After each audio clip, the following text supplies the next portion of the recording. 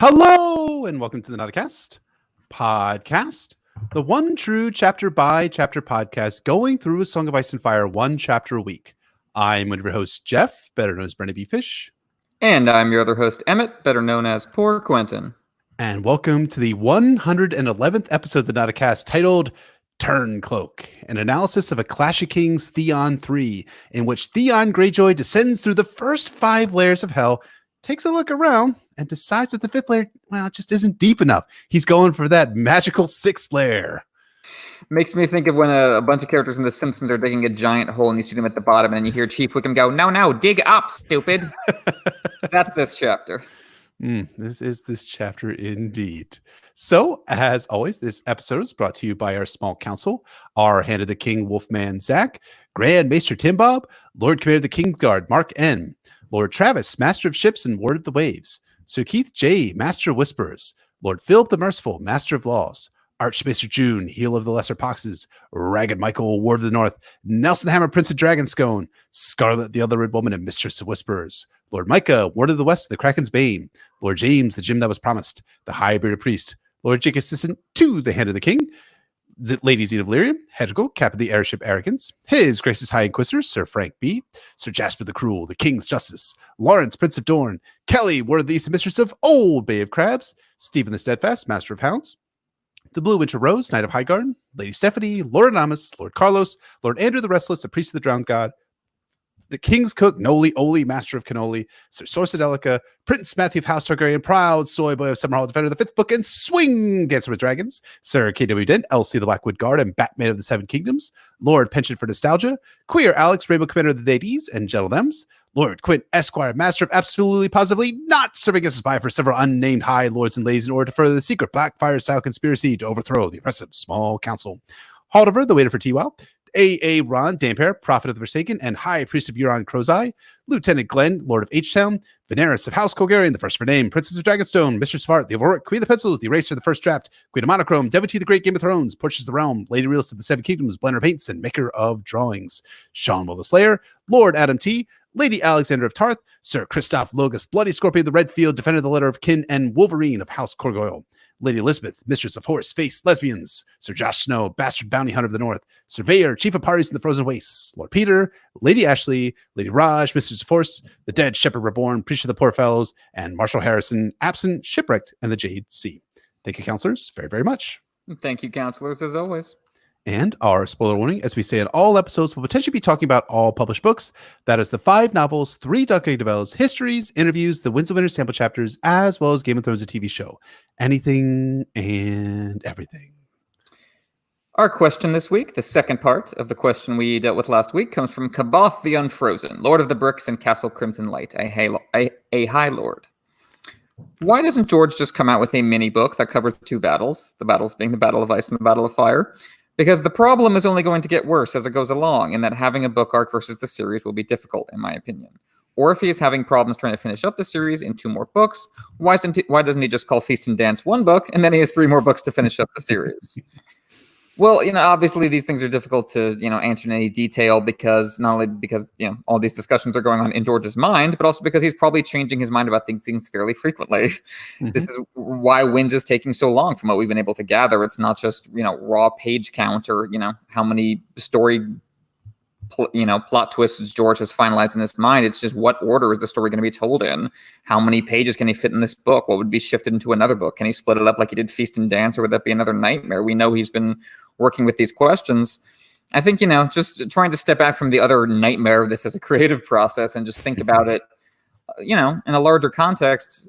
It's interesting to think about getting away from venerating the single novel as the source of this kind of storytelling tradition, because obviously, George grew up reading stories being told in serial parts in magazines. You got, literary heroes like Charles Dickens, who published entire works that way. And Feast and Dance, at every part of the writing process, for better or worse, really broke down the idea of this sterling, complete, the novel that I have composed in my lair as an author. They were just in fragments, in parts, different chronologies going on, being changed on the fly. That's part of what makes them frustrating, but also part of what really makes them exhilarating. Part of what I kind of like about them in retrospect, even though waiting for them in that state was definitely not a fun process. And while part of me, the fussy part of me that wants all my CDs and DVDs just so, wants like, no, I want you. Who could have thought that? The Wes Anderson part of me just wants to know, I want the Winds of Winter, just as complete, inviolate. But part of me is just like, you know what? The series is already not that. You know what? Like, that ship has kind of sailed to a certain extent. Maybe we need chunks. Maybe we need a novella. Maybe we need to reconcile ourselves to that. But I'm not in charge of that. George R. R. Martin's in charge of that. I understand creatively why he shies away from that. And also, if you release the battles on their own, they might just seem dramatically kind of inert. It's just like, here's a battle scene. Here's a clip, from an episode. Right. That might start to feel weird. We might start to have trouble emotionally wrapping our brains around that. I do like the shortcut. If he feels the need to call it a 7-book series, just called Feast Dance, one gigantic book. Why not?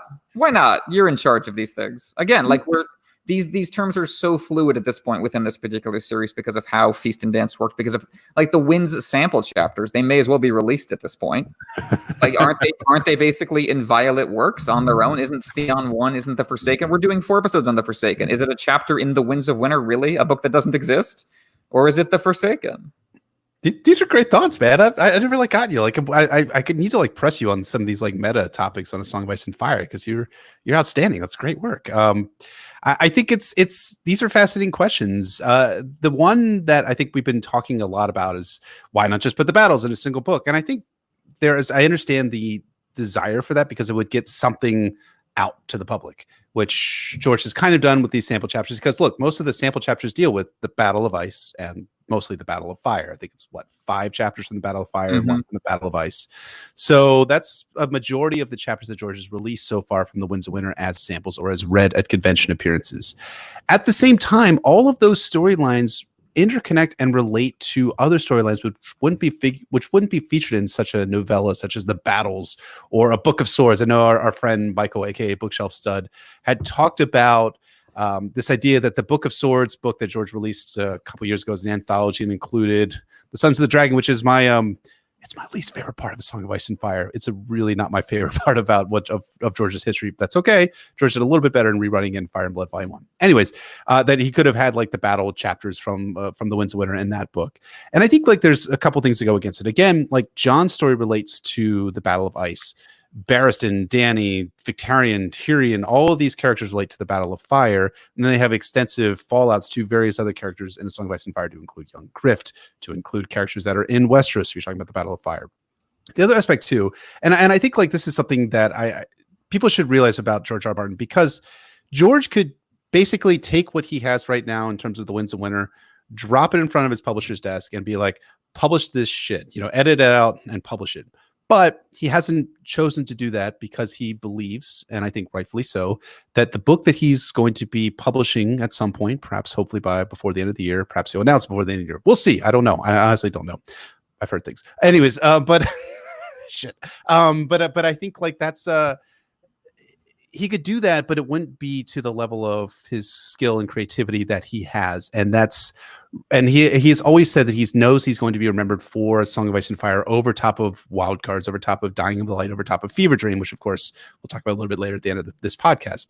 But this is something that George is also doing, is that he's not doing this for the money at this point. I think that's something that's kind of admirable, that George can be like, fuck you to his editors and his publishing house. Like, I'm actually going to publish the book that I want to publish. You have to, I mean, look, there's a bit of moxie that goes in saying like, I'm not going to publish the battles as a single like novella or something like that. I'm not going to publish what I have right now because I don't feel it's up to standard. So you guys are going to have to wait 5, 6, 7, 8, 9, 10 years between books. And I think that's, I mean, it sounds like suck upish, but I honestly think that's admirable for a writer to have that creative freedom to do that. And as an artist, I think that's very admirable and great. And I think that's more, I think it's better than this kind of like rush a book out every 2 years, even though Game, Clash, and A Storm of Swords both came out every 2 years in the late 90s. Oh, sure. I mean, no one has one creative process. It ebbs and flows. And yeah, it's, part of me is like, yeah, I really like the filmmaker Jim Jarmusch controls his own negatives. He always has final cut in his movies. And I love that. I admire that kind of stubborn, independent, artistic spirit. But part of me thinks also like, how many years has James Cameron spent on the Avatar sequels that are going to see the light of day, when your grandkids are ancient, maybe? He's inventing the filmmaking for that, though. He's exactly. Well, that's the thing. Like, at what point do you become like Howard Hughes? You know, where you've just like calcified yourself behind the wall of your own exacting creative genius. So I don't think George is anywhere close to that. Of course, that's not what I'm saying. But like, you know, that's what, if left unchecked, uncritically unchecked, that's what the myth of the individual artistic Icarus-like genius eventually turns into. And I just think it's as we wait, you know, interminably as we do, I think it's good to loosen up our understandings of, like, you know, what the form of a novel is and what the drip of a creative process is. The problem that makes it really difficult in this case is this story is so built around specific plot twists we're all waiting for. Mm-hmm. This isn't like a memoir, like, you know, a deeply felt individual character story. I can release one chapter at a time and you get lost in the atmosphere. Like, we want to know what's going to happen. So, you know, that does limit the format of it. So, you know, all of this is hypothetical, but it's just interesting to go over as we go over the series itself, because we're getting into, you know, the expansion of the story in A Clash of Kings. So these questions start to become super relevant.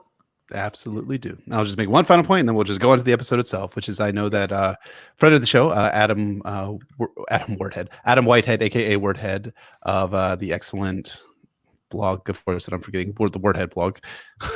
This is going well. So I has apparently told George for Dream of Spring that don't worry about it being like the 8th book or the 7th book, rather. Just publish it in 4 volumes if needs be. Just do it in 4 volumes. It's fine. Just call it a Dream of Spring Volume 1, Dream of Spring Volume 2, Dream of Spring Volume 3, a Dream of Spring Volume 4. If needs be, that's okay. And his blogs and his website is wordzone.blogspot.com. So there we go. Pulled it out. Yeah, I love it. It's just free up the structure. Make it a, you know, 28-part series of tiny little novellas. We'll take it, because, you know, Game of Thrones season 1 and Game of Thrones season 8 didn't have much in common in a lot of ways. So why should it be any different with the books? Mm-hmm. So thank you so much to Kabath for the question. If you'd like to ask us questions, we answer here on the Nauticast podcast. You're welcome to become a Sworn Sword or higher level patron over at patreon.com/Nauticast ASOIAF, where we have monthly bonus of Song of Ice and Fire and Fever Dream episodes, show notes, Q&A, and access to the Nautilus Slack for our 2 highest tiers. Mm-hmm. But enough about Patreon for this week. We'll talk much more about that next week. When we last checked in with Theon, he had gotten thoroughly pantsed by Esgrid, who turns out was his sister, Asha. Maybe you guys have read this story before final war plans were made for the great conquest of the North. Great conquest? I don't know about that. Let's find out how Prince Failson bunglefucks something new in this synopsis of A Clash of Kings, Theon 3. Theon wiped the spittle off his cheek with the back of his hand. "Rob will gut you, Greyjoy," Benford Tallheart screamed. "He'll feed you Turncloak's heart to his wolf, you piece of sheep dung." Aaron Dampere tells Theon that his failed nephew has to kill Benford now, but Theon wants to question him. Benford defies Theon and tells him to get bent. Aaron Dampere then is there invoking Article 5 of the NATO Convention, telling Theon that a spit against one is a spit against all. Theon says he's a big, strong man, and he's so totally in command. Aaron yells back that he's here to counsel Theon, and Theon's all like, "Aaron is here to spy on me, man." And that no one likes Theon, but they like the drowned cod and they fear Dampere. And they're one more time. That no one liked him, but they like Dampere. Or rather, they were terrified of Knuckle Dampere's religious ferocity. Man, doesn't it feel good to be back in a Theon chapter in A Clash of Kings? Nope. Tallheart yells that Theon is going to get his ass head beheaded, and states that the others are going to conduct a lewd sexual act to the drowned god. Really, language, Benford, a little inappropriate. Then Tallheart tries spitting again, and Theon realizes that Benford just spit his life away. He orders his man Stig to silence him, but then Dampere steps in. "No," Dampere declared. "He must be given to the god, the old way." What does it matter, Theon thought. Dead is dead. Take him then. "You will come as well, Theon. You command here. The offering should come from you." That was more than Theon could stomach. "You were the priest, uncle. I leave the god to you. Do me the same kindness and leave the battles to me." Theon waves them off, and they drag Benford to the sea to drown him, the old way. Theon thinks this is a kindness because Stig wasn't that good of a headsman, which... how is it a kindness to drown to death again, Theon? And then Theon thinks back to Benford and how he used to make fun of him when he came down with Ned Stark to Torrhen Square a few years back. Anyways, enough memories for the moment. Theon hears his men hooting and hollering like Texans putting a dump truck's worth of barbecue sauce onto a single rack of ribs. So he goes and investigates, thinking about how much this wasn't much of a battle. more of a slaughter. He climbs up onto a bunch of stones and watches as his men kill dying horses and loot the corpses of the dead Northmen of their belongings. Theon thinks Big Daddy Balon would approve of this, but then a thought enters uninvited. Theon thought of seeking out the bodies of the 2 men he'd slain himself to see if they had any jewelry worth the taking, but the notion left a bitter taste in his mouth. He could imagine what Eddard Stark would have said, yet that thought made him angry too. Stark is dead and rotting, and not to me, he thought, reminded himself. Yeah, okay, Theon. Theon notices a guy named Todrick fighting with a Botley boy over a blood-stained wolfskin cloak. He realizes that Todrick is drunk, and he thinks that Ironborn bros would go into berserker mode, blood drunk in battle. But this guy is just drunk. So he orders Wex to get his bow and quiver. When it arrives, Theon notches an arrow and then shoots, accidentally hitting Todrick in the stomach. Drunk dude hits the ground hard and begins dying noisily. Theon orders the Botley men to silence him, and they slit his throat and loot his body before he bleeds out. It's a regular old touching Ironborn moment, which is fucking horrifying. Theon starts chest thumping about being a good war leader, despite somehow some of his men thought of him as a soft boy from the Greenlands. He asks if anyone else has a thirst before kicking over the tall heart banner that Benfred's dead squire still held. He sees a rabbit skin tied to the flag and wonders why they had rabbit skins at all. He never really got to ask the question. He got spat on instead. He tossed his bow back to Wex, and strode off, remembering how elated he'd felt after the Whispering Wood, and wondering why this didn't taste as sweet. Tallheart, you bloody, overproud fool. You never even sent out a scout. That line, man. That line. Theon then recounts in his head about the battle and how they'd ambushed the Tallheart bros coming down the road as the Northmen were singing and joking around. They hit them with arrows first before Theon led the men-at-arms with dagger, axe, and warhammer into the chaos. He ordered the leader spared. Only Theon had not expected it to be Benfred Tallheart. Theon heads back to the shore just in time to see Benfred's body pulled from the water and looks out over his conquest. Of the fishing village, nothing remained but cold ashes that stank when it rained. The men had been put to the sword, all but a handful that Theon had allowed to flee to bring the word to Torrhen's Square. Their wives and daughters had been claimed for salt wives, those who were young enough and fair. The crones and the ugly ones had simply been raped and killed or taken for thralls if they had useful skills and did not seem likely to cause trouble. That sheer evil that paragraph is stomach churning. Theon had planned the attack of the village and then led the nighttime raid into town. He wasn't a big fan of what he did, but really, guys, he had no choice. He had to do it. Besides, Asha was probably winning a castle of her own while he distracted the Northmen with his raid against the stony shore. That would allow Asha to take Deepwood Mott after all. And after all is done and won, then we'll make songs for that bitch Asha and forget that I was even here. That is, if he allowed it. From atop his ship, Foam Drinker, Dagmar Cleftjaw, who Theon excluded from the battle to ensure Dagmar got none of the glory, calls down to Theon about how he should be exulting in battle, but Theon's not smiling. Why? Dagmar smiles, and Theon thinks it's a hideous sight, given the fact that his face was split in half by an axe at an early age. And while Dagmar had grown a snowy white beard in the years since, the hair never grew over the scars. Dagmar talks about the songs the Northmen were singing, and Theon quips that Benfred's boys sang better than they fought.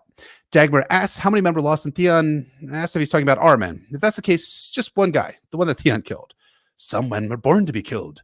A lesser man had been afraid to show a smile as frightening as his. Yet Dagmar grinned more often and more broadly than Lord Balon ever had. Ugly as it was, that smile brought back 100 memories. Theon had seen it often as a boy, when he jumped a horse over a mossy wall or flung an axe and split a target square.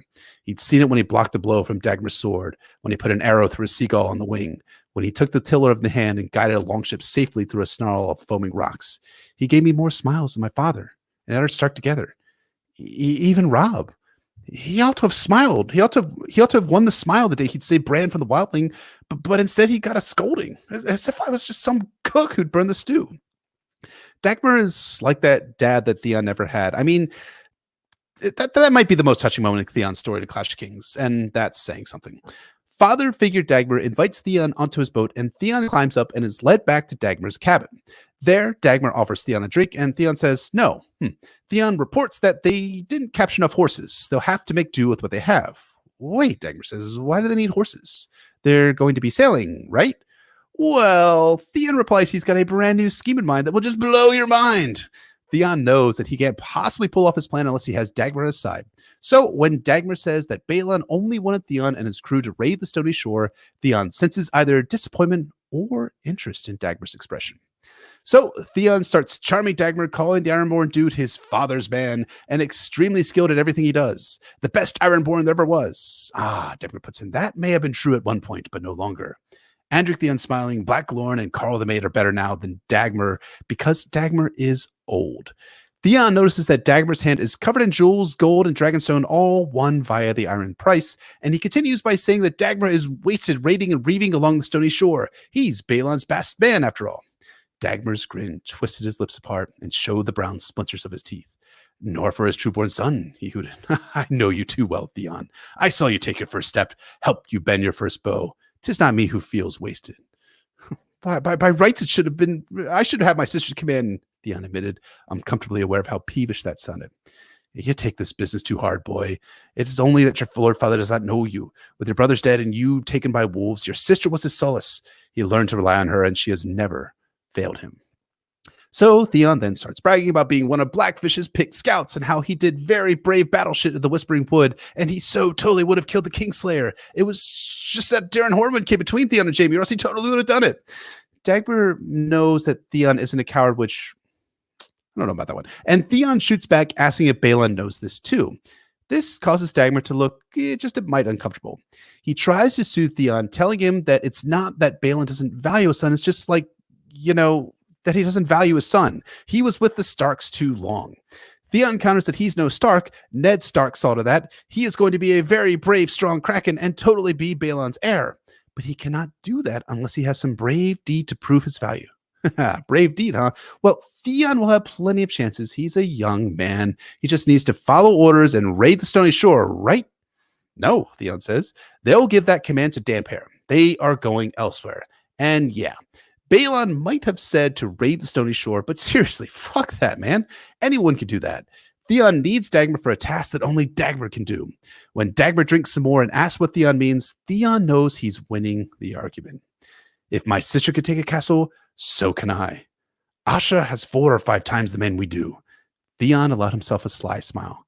But we have 4 times the wits and 5 times the courage. Your father will thank me when I hand him his kingdom. I mean to do a deed that the harpers will sing of for 1,000 years. Dagmar had a song written about him back in the day after that axe split his face in half, so Theon recognizes that Dagmar probably still wants a taste of glory. When Dagmar asks what part he would play in Theon's plan, Theon knows that he's won the argument. So Dagmar's role is to take most of the boys and march on Torrhen Square. Dagmar and his boys would be singing the whole way to let Leopold Tallheart know of his coming, and then Dagmar would conduct a sort of siege in the town. But wait, Dagmar puts in, how would they take the town, especially when it has high stone walls? Well, as to that, Dagmar will build catapults and siege engines. That ain't the old way, dude. They don't besiege, they fight, damn it. But Leopold won't know that. Leopold will call for aid. Don't kill the ravens flying. Let them go. And then Sir Roger Cassell will come down from Winterfell to lift the siege.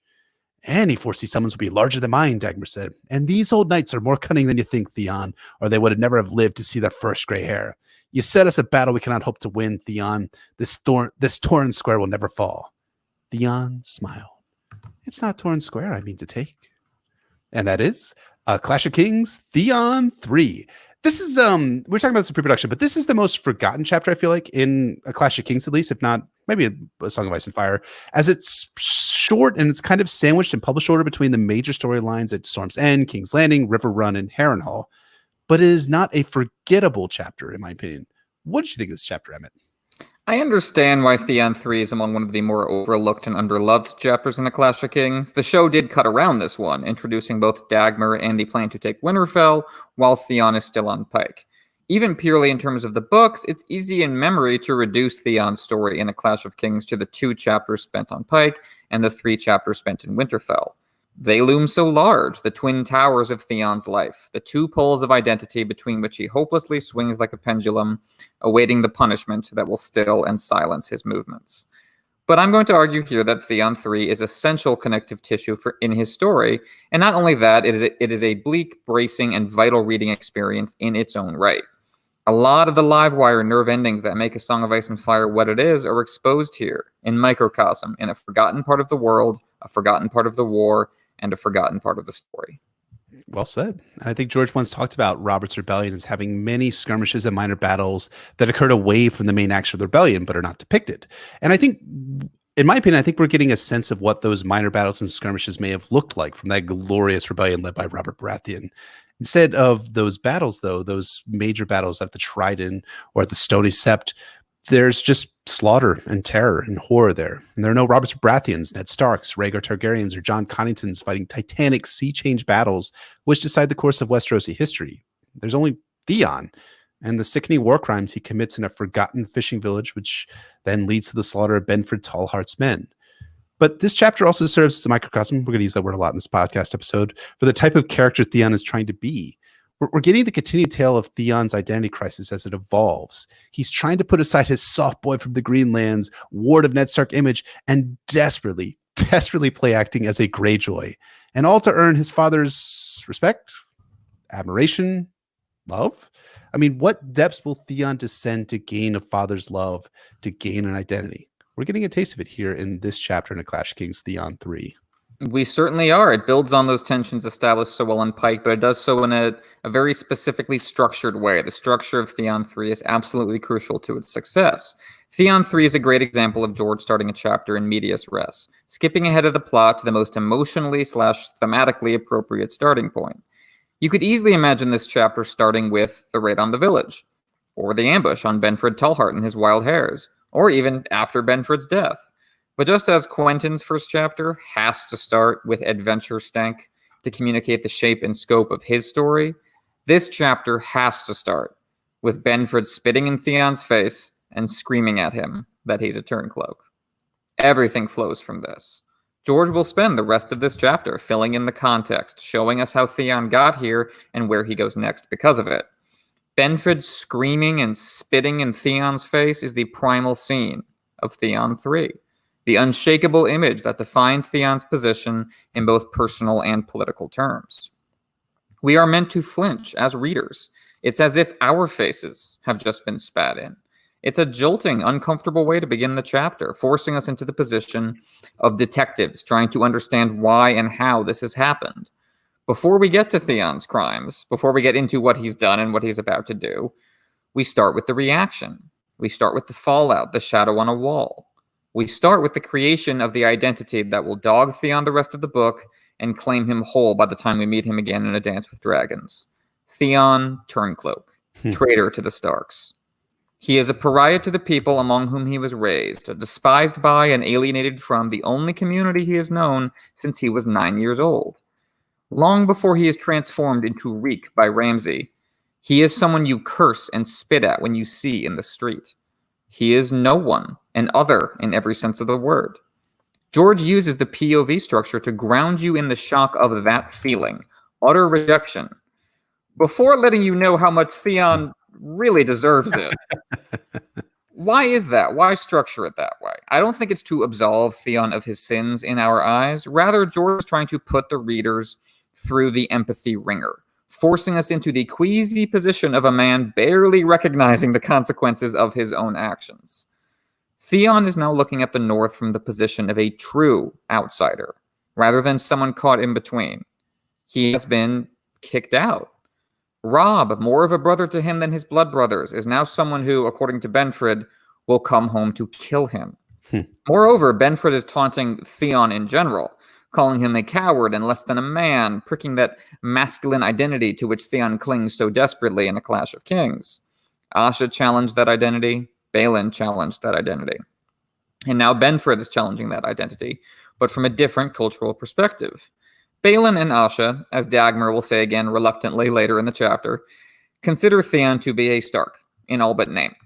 He's a weak, foolish Greenlander, no true Ironborn. Benford believes the opposite to be true. Theon was supposed to be a Stark loyalist, but has turned out to be unforgivably Ironborn, just another pirate. And neither side is wrong exactly. They both have data points to draw upon. The difference is their understanding of to whom Theon owes loyalty in the first place. Does he owe his service to the Greyjoys or the Starks? Both sides take it as a given that he owes them loyalty, even as neither is willing to quite hold up their end of the bargain by treating him as one of them. Their causes and cultures are irreconcilable, yet they coexist within Theon, rendering it impossible for him to live with any of the choices available to him. We see that so clearly in this scene. After Benford spits on and screams at Theon, before Theon himself has a chance to react, Aeron Damphair cuts in to demand that Benford die for it. Nuncle Aeron is the voice of God, keeper of the old ways flame. He says what's Ironborn and what ain't. Everyone goes in fear of him, far more than of Theon. He is the gatekeeper who rejected Theon upon his arrival on Pike in Theon 1, and it is he who finds Theon wanting in terms of old way masculinity in Theon 3. As Theon points out, killing Benford immediately is folly. There is valuable intelligence to be gained from him regarding the state of play in the North. But Aeron doesn't care about that, because as a zealous, politically active priest, all he cares about is using every hierarchical tool available to enforce dogma. This is the Ironborn campaign in Microcosm. It is not about actually doing what would be necessary to defeat the Northerners and secure a kingdom long term. It's about the expression of old way ideology, even in proud, outright defiance of reality. Yet it's important to know that Theon's objection to his uncle's ideology is not rooted in a more considered humanitarian approach. It's rooted in his own pride and insecurity, as usual. Theon doesn't like that Aeron is interrupting and giving orders. It's bad enough that his uncle was sent to babysit Theon and cow all the men who don't take Theon very seriously. And then, when Benford continues to insult and threaten Theon, despite Theon trying to keep him alive, how ungrateful of him, Theon agrees to execute Benford after all, despite wanting intelligence from him. Such thin skin on Theon Greyjoy, such a fragile ego. And yet, even when Theon finally gives the order to kill, he does it in such a way that Aeron respects him less for it, instead of more. It's the worst of both worlds. First, Theon orders that Benford be beheaded, instead of drowned. Then, after he agrees to drowning as the method of execution, very reluctantly, he neglects to do the deed himself, making Aeron do it. Finally, he doesn't even bother to attend the execution himself. All of which signals to the men around him that Theon is not a real Ironborn leader, not invested in becoming one, and not worth taking seriously long term. Asha remains the heir.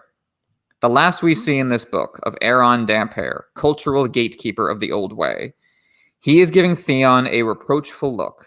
Theon has once more failed to be the man he is supposed to be. No matter what Theon does, he winds up getting spat on. That's not to excuse the choices he makes, because he always manages to make the worst possible choice in this book.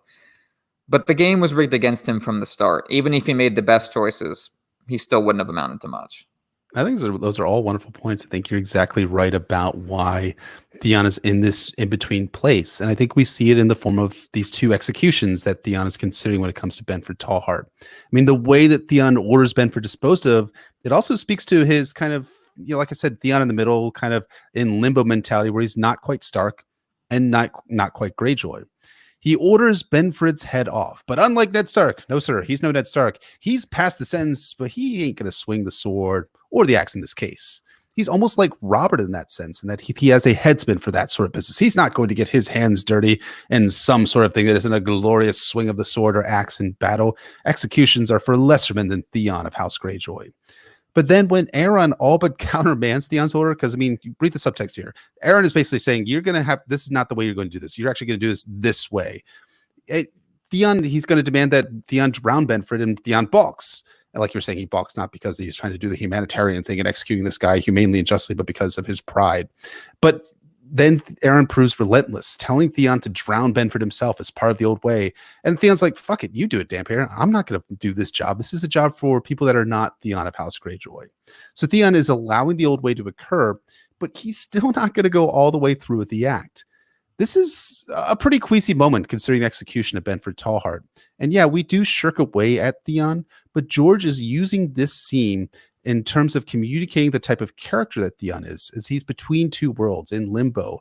And much as you were pointing out with how Aeron and Benford both regard him, he's in a stuck place and he's not earning respect or love from anyone around him. And that's having an impact on his psyche as this chapter builds to talking about events of what happened just before Benford was spitting all over him.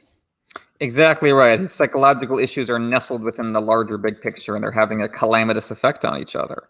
Only with this hellish character dynamic established in the reader's mind does George pull back the camera to show us where we are and what's happening.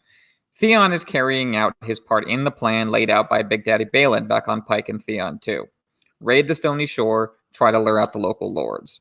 Well, they wound up luring out Benford Dullheart and his wild hares, the rambunctious lads whose hero worship of Robb from afar led them to form this little militia/gang.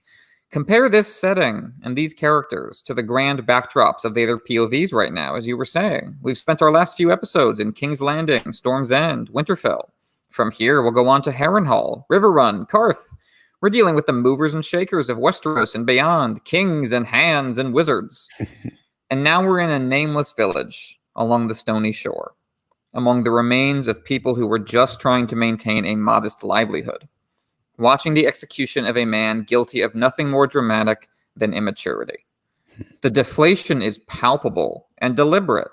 Just as Benford's songs collapsed in on themselves in a flurry of arrows and screams, Theon's arrogant projection of his ideal self cannot be reconciled with the shame and grubbiness of this scenario. This is just not the kind of thing the person he wants to be would do. No, he's not. And I think, too, we're also, when we look at this very minor faction of the Wild Hares, they kind of operate as like a northern version of Renly's Knights of Summer. Again, like, how does Theon describe them in this chapter? They come striding on, singing songs and joking to each other, which I think is a deliberate echo on George's part of the feast and melee scene at Bitterbridge from Catelyn's second chapter we did a couple months ago. They're young men. They're unblooded. Again, none of these guys went with Robb on campaign, although seemingly Benford and probably his boys idolize their king quite highly, or esteem him quite highly, rather. And now they've met a bitter fate at the point of a former friend. I mean, we've talked a lot about the word microcosm so far in this podcast episode. And I think we're seeing in the micro sense of what is going to befall the Knights of Summer. Winter is coming, as Catelyn faithfully says in her second chapter at Bitterbridge. Most of the Knights of Summer will meet a bitter end at the Blackwater, many of them killed by their former Tyrell and Reachman friends and allies. For the survivors of the Blackwater, winter is also going to come for them with the Winds Winter, as their allies will turn on them and Mace Tyrell, likely in favor of young Grift. And those 12 or so survivors, again, probably a ballpark figure of those 12 guys who make it through all of those battles so far, will then face Daenerys Targaryen and 3 fire-breathing dragons. We're seeing a version of what happens to the Knights of Summer, boys who are led on by this idea of this glorious ethos of battle and what happens to them. Benford and the Wild Hares in Theon's third chapter got an early taste of what's coming to all of these young men throughout Westeros, Knights of Summer, Wild Hares, people in Robb's army, Lannister men even, who are all facing war, death, and winter. Very well said. And of course, one of the big differences between these recurrences of the pattern is who our POV is on at each time. Catelyn POV in the South works very differently from Theon's POV here. In the midst of these personal and political crucibles we're talking about, we have this running inner monologue of our POV Theon Greyjoy, which is used brilliantly here. In season 2 of the show, Maester Luwin tells Theon that he's not the man he's pretending to be. And that is also true of Theon in the books. But the difference is that Theon's inner self in the books is just as bad as his outer self. If anything, it might be worse. The man Theon is pretending to be at least has honesty of purpose. The Theon we know from inside his head is a delusional coward who absolutely refuses to face up to his actions, their consequences, and what they say about him. Show Theon displays genuine torment about the decision to turn on the Starks, writing and then burning a letter to Robb in one of my favorite show-only scenes. Book Theon never even gets that far. The role the Starks play in Theon's inner monologue in the books is not quite that of a family he has abandoned and lost. It's more that of a standard against which he is falling short, a moral standard in part. That's when he thinks about how Ned would not approve of all this. But it's mostly a standard of the good life, of glorious battle immortalized in song, of the power and ancientness of Winterfell. It's not really an emotional, personal connection between Theon and the Starks, so much as Theon's projection of a better life for himself, which of course looks like the Starks because it's rooted in his life with them, his experiences with the Starks. He's having a conversation with himself through them, if that makes sense. It does make sense. And I think a lot of this is coming out in Theon's subconscious. It does kind of filter into the surface of what Theon is thinking explicitly here, but it becomes less subconscious as the story goes on, because I love the idea and I agree with it. Here it's internal as Theon spars with the ideals of Ned Stark and the brotherhood that Robb gave him in his head versus what his family's provided with him so far in A Clash of Kings, which is nothing resembling the family that he had at Winterfell, which again was not all that great to begin with. But come Theon's penultimate chapter in A Clash of Kings, it really becomes much more externalized through the dream sequence that Theon has at the Red Wedding and Robb stumbling through the door with a half 100 arrows in him and bleeding out with Greywind. It's very visceral. I just reread that chapter today, so it's really fresh in the mind. And then in The Dance with Dragons, Theon is then sobbing in front of the heart tree, begging to die with the tree when the tree takes on the face of Bran Stark. And I think this is just a thrilling ratcheting of the narrative tension of Theon's internal dialogue with the Starks to external, with the internal portion of the dialogue with the Starks here to external, and Bran as a vehicle for Theon's future character development. Exactly. When he was talking to Bran's face in the tree, it's not like a climax to the deep relationship he had with Bran, because he never had a deep relationship with Bran. What's going on in that scene is he's saying, let me die as Theon. Let me die as myself. Let me get my identity back through dealing with my relationship to the Starks. The relationship with the Starks is a vessel. It's a way of unclouding his own personal mirror. Other than Robb, he really didn't seem to have a strong personal relationship with any of these people, because Theon is kind of an asshole who doesn't develop strong personal relationships with anybody if he can help it, on purpose. That's how he operates, and it's only now he's starting to realize, now meaning the series up to date, he's only now starting to realize that that's a bad idea. Mm-hmm. You know, Victarion's POV kind of works the same way, in that he's always tamping down these troubling thoughts of both empathy and ennui so he can be a proper Iron Captain. But Victarion knows exactly who he is, culturally speaking. His rock of the old way is so solid, it doesn't even feel wrong to embrace R'hllor as well, because he knows so deeply who he is that it's just like, oh, I'm just going to put some R'hllor paint on my rock now. Theon lacks that stable foundation, so he's trying to basically make one up on the fly, and we see throughout this chapter that it's just not working out. He tries to tell himself that it's a kindness to drown Benford, because his neck is so thick it would be tough to get an axe through it. Now, this is transparently absurd. Why is Theon telling himself this obvious self-serving falsehood? Well, because thinking about Benford's neck makes Theon think about the time he spent in Benford's company, making fun of his neck. Back in peacetime, before Theon went home and was found wanting, when he still lived with the Starks. Now, in happier times, these thoughts might have been a source of nostalgia for Theon. But now these thoughts are painful because they expose what he's done. He has severed himself from the life he used to live, the life where he rode around to places like Torn Square. It's gone forever. The young man Theon used to tease is screaming at him, spitting at him. Mm-hmm. And now he's dead, his limp body being dragged out by the surf. When we first met Theon in A Song of Ice and Fire, he was laughing at an execution, kicking Garrett's head away, showing no respect nor solemnity. A jester, a sly smile fixed permanently to his face like a mask. Now all the laughter has died. Mockery has given way to fury, and fury has given way to blood. Theon's memory of life jars with his present-day domain of death. And yeah, you can see how this dovetails with what went down at Storm's End. Renly rode to his death with a smile, his glittering young knights singing around him, until suddenly their songs turned to screams. And the same thing happened here. All that's left of them is their rabbit skins, their equivalent of the banners in Renly's camp at Storm's End remaining after he'd gone. Now, this might be a reference to the Dead Rabbits, a New York City street gang of Irish toughs between the 1830s and 1850s who were featured prominently of Gangs of New York, which came out a few years after this book was published, but George certainly could have known about them and been referencing them. Within Theon's story specifically, the rabbit skin is a symbol of innocence defiled, like Renly's peach juice giving way to his blood in Stannis' dreams. Stannis will never understand what the peach meant, and by the same token, Theon ordered Benford executed before he could ask him about the rabbits.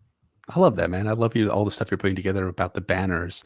And we see that Theon immediately turns from wondering about the rabbit skins to kicking over the tall heart banner that Benford's squire held, which of course has a rabbit skin tied to the top of it. So super spot on. For me, I spent the longest time thinking about these rabbit skins, wondering why George lends any narrative space at all to them. And I guess I finally decided that the rabbit skins function similarly to the pretty ribbon tied around a knight's sword.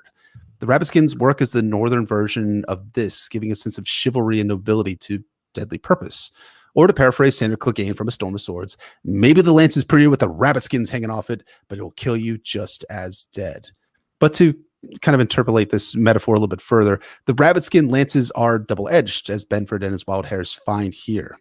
The lance was meant to do harm to those who had come to raid and despoil the North, but instead it marked these men for death, as all of them die by Ironborn's sword, axe, arrow, and dagger. And then they're left in the ashes. Theon and Stannis both have condemned themselves to stand cold in the shadows. Their violent acts leave them exiled from the domain of youth and laughter and summer.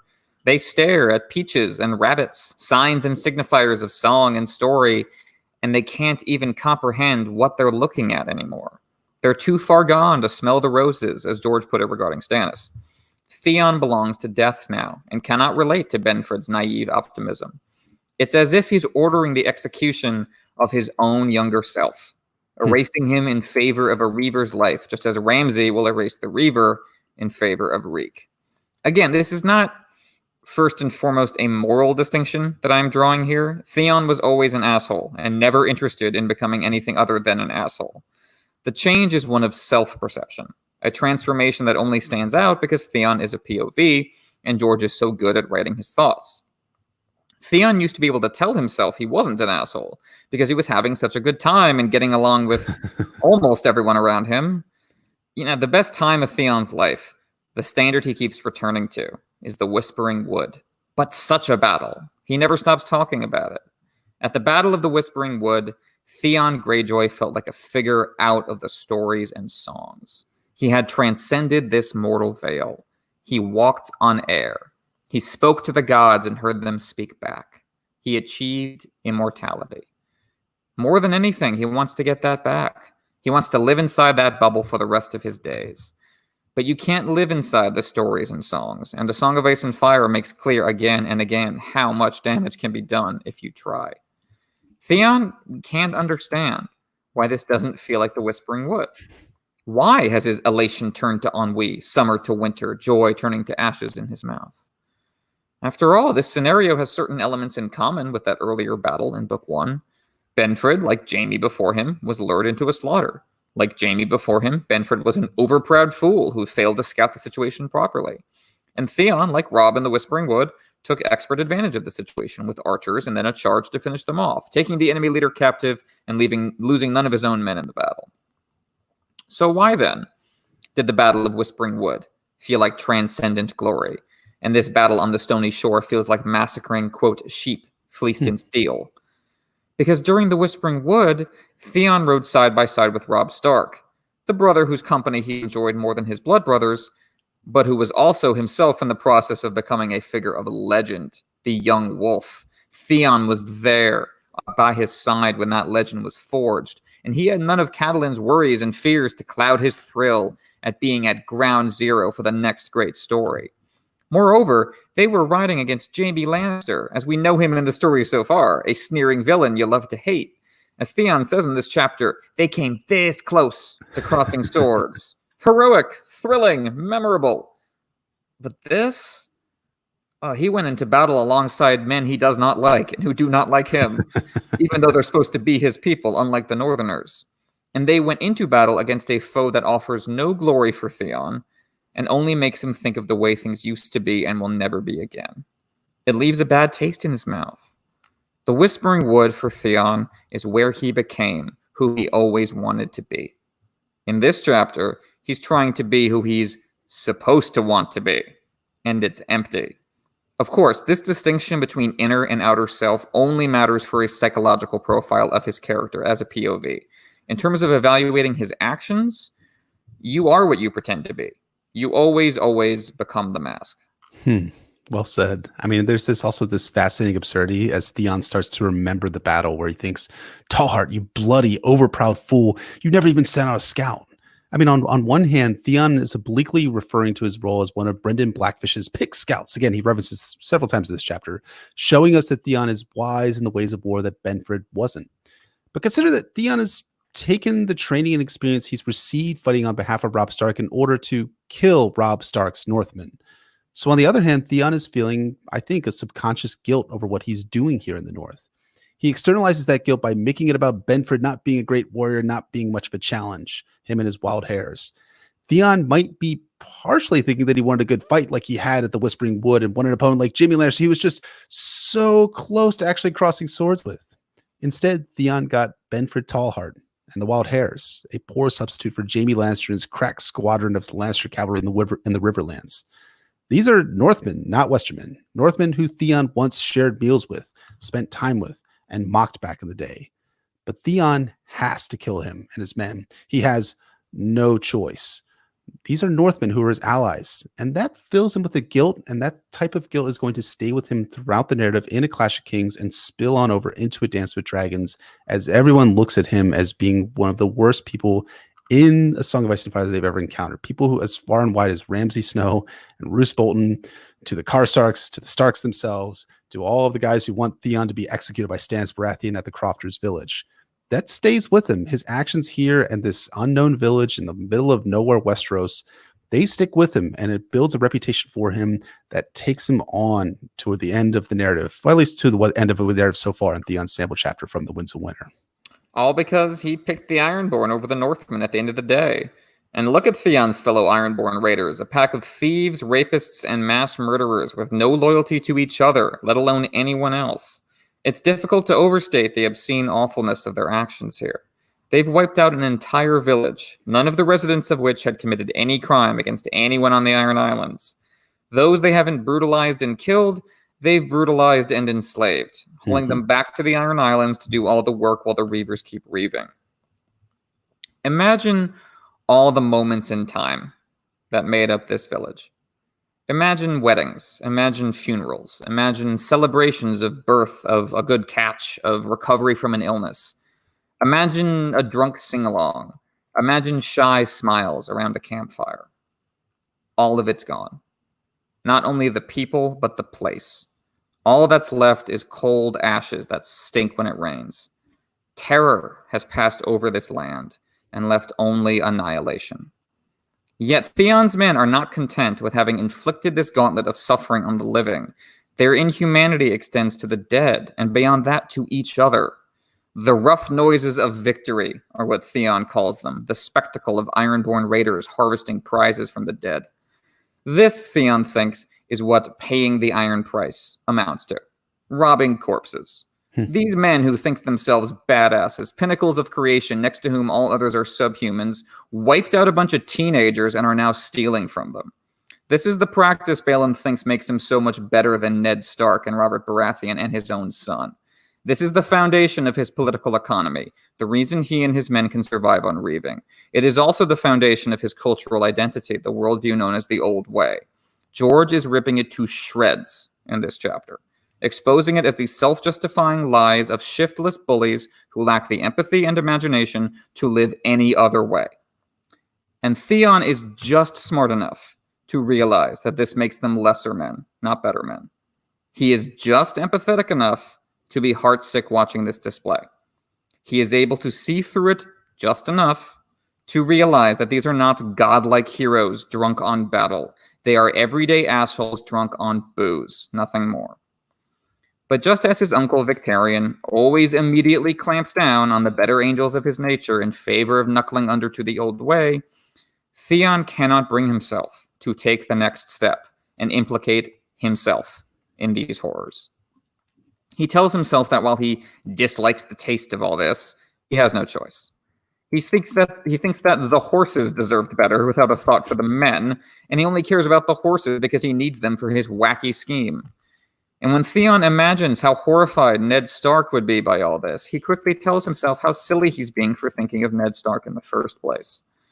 Unlike the show, I don't think this is really because Theon thinks of Ned as his actual father, because Ned remains a dark, shadowy figure of suspicion and fear in Theon's mind. Rather, it is once again about the kind of life Theon wants to live, the self-image he desperately wants to maintain, which is irreconcilable with the old way. Now, to be clear, Theon's projected wish fulfillment self-image absolutely lines up with the idea of the old way, as transmitted in the old red tales told on the Iron Islands. But it turns out those old red tales were full of shit. The realities of bum-rushing fishing villages does not line up with that heroic image, nor does it line up with the feeling Theon got at the Whispering Wood when he was fighting with Robb on behalf of Ned Stark. So it's not so much that Theon deep down believes in Ned's model of justice and feels bad about betraying it. Again, Theon was introduced kicking Garrett's head and laughing. That's what Theon thinks of justice. What Theon believed in, really, was the same thing Sansa and Bran believed in, albeit from a very different perspective. Living a life like the main character in a story. Theon recognizes that his life doesn't feel like that anymore, but he's unwilling to make the connection to a larger moral critique of his actions and his father's. Instead, he just keeps thrusting out in all directions, trying to find a performance that will allow him to fit in and lead, and it's both hilarious and sad to watch him fail. He sees Todrick and the Botleys squabbling over plunder and decides to give them a shot to talk about. In his mind's eye, he's imagining like a slow-mo Zack Snyder shot of his arrows zooming past Todrick and plucking hairs from his beard. He's trying both to prove himself to them and recreate that Whispering Wood feeling, to be the man he wants to be. And it goes as wrong as it possibly could, because these men are not just pawns in the imaginary chess game of Theon's grand adventurous life. They have agency of their own, and so Todrick trips right into Theon's arrow. Theon has not proven himself to be a badass worthy of song and support by his fellow Ironborn. He has committed murder. The only man of his to die in this campaign so far died by Theon's hand. That's not a good sign. Does this prompt any self-reflection on Theon's part? Does he start to wonder whether his grasping drive to fulfill his ego will leave behind him a trail of blood? Nope. Instead, he hastily tries to cover it up by suggesting he killed Todrick on purpose because he had ordered no drinking and no squabbling over plunder. So Theon has doubled down on the worst possible version of himself, even though he only stumbled into that version of himself by accident, because if he doesn't, everyone will laugh at him. And that is Theon's arc in a nutshell. Now they know I mean what I say, Theon thinks to himself, even though he didn't mean to do it. But such is the corner he has backed himself into. Such are the ridiculous thoughts he needs to think to keep this stuff together in his brain. I mean, it's not like he's killing the Botleys for squabbling with Todrick over plunder. Instead, he has them slit Todrick's throat. They rob him even as he's dying. That is chilling stuff. That's kind of a nightmare of mine, of being robbed even as I bleed out. Oof, and that's what's happening to Todrick here. These raiders lack even the basic fraternal loyalty of soldiers to each other. You could argue they're worse than the Mountains Men, which should not be possible. Theon is not one of them, but he's willing to be as bad as them or worse, to be seen as one of them, to avoid being seen as a green boy from the Green Lands, to avoid being seen as a Stark, even as the Northmen hate him more and more for being one of the Ironborn instead. Again, there are no good choices here, but Theon picks the worst one. That is the story of Theon Greyjoy in A Clash of Kings. Theon always having no choices and picking the worst of his terrible choices in front of him. But I also think, too, Theon is operating in sort of a narrative trope grounds, seemingly being the ensign newbie of this pack of veterans. TV Tropes is such a great website, guys. He's the new platoon leader of a group desperate to earn the respect of the subordinates who think he's a green nobody who isn't worthy of any respect.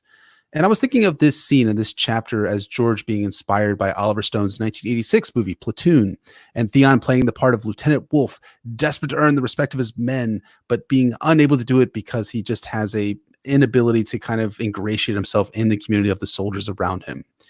In the movie, and here in this chapter, that Green Lieutenant ends up engaging in hellish crimes as civilians are brutalized and a village burns in the mid-arc climax of the stories. But Theon and Lieutenant Wolfe never earn the respect of the war criminals that they command. They both fail in their attempt to instill respect in his men, and it leads to everyone hating them for fragging a fellow comrade in arms. But it's more than Theon being a total buffoon that separates him out from his men. Ultimately, he's a poser tryhard attempting to violence his way into a culture that looks at him like a Greenlander. That's kind of the thing about it, though. Violence is a component of the old way, but it's the act of an incredibly fucked up revanchist community. So Theon is acting in a community here, but Theon ain't a part of the club. In narrative fiction, though, the ensign newbie is usually paired with a, quote, Sergeant Rock, a tough non-commissioned officer who the men respect. Again, thank you, TV Tropes, for the definition. And thankfully for Theon, he has his own Sergeant Rock, Dagmar Cleftjaw. The only one of these guys I kind of like, the closest thing to a ray of light in a very dark chapter, is Dagmar Cleftjaw, captain of the Foam Drinker and Theon's true dad. He doesn't take part in the reaving, nor the battle. Theon orders him to stay back and guard the ships. Now, of course, Dagmar would have happily taken part. He is a lifelong reaver. We even learn in A Feast for Crows that he was the one who taught Balin who taught Balin the pirate's life. But by not showing us Dagmar taking part, George sets him apart from the rest of these assholes, and follows that up by telling us that Dagmar didn't get envious nor prideful in response to Theon telling him to stay back. He took it in stride. He laughed. Taking things in stride is exactly what Theon can't do right now. He's itching under the skin with thwarted ambition and is desperate to do something about it. Dagmar is the closest thing in his life to a source of wisdom, a font of serenity, a man who knows who he is, what his life is all about. And that's why Dagmar was fine with being left back. His perspective offers him a sense of proportionality. He has a firmer grasp than Theon on what matters in life. He's already the cleft jaw. He's already a legend, just like the half-hand. He doesn't need to prove himself to anyone. He'll fit into the bigger picture snugly, just fine. But Theon is an outsider wherever he goes, and so turns to the ultimate insider to help him pull off his plan. Theon is also just turning to Dagmar for general guidance and support, however, because Dagmar is clearly the closest thing Theon ever had to a father. When Theon thinks of Dagmar, he thinks of smiles. More specifically, he thinks of smiles as a reward for masculine achievement, for accomplishing one's goals.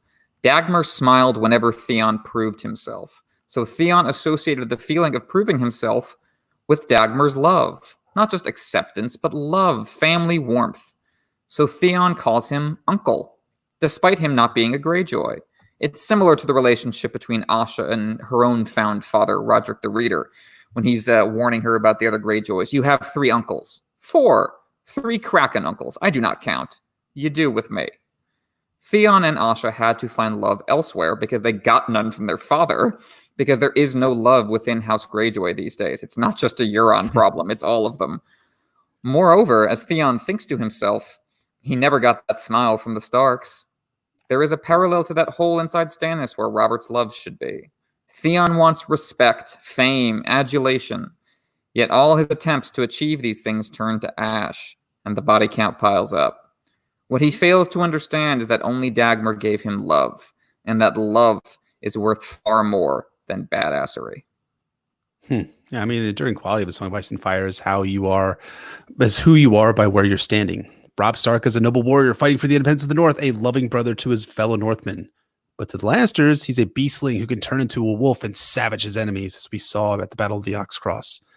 As to Dagmar, Bran will think of him as a monstrous war chief attacking Torrhen Square right before Theon Greyjoy shows up in his bedchamber.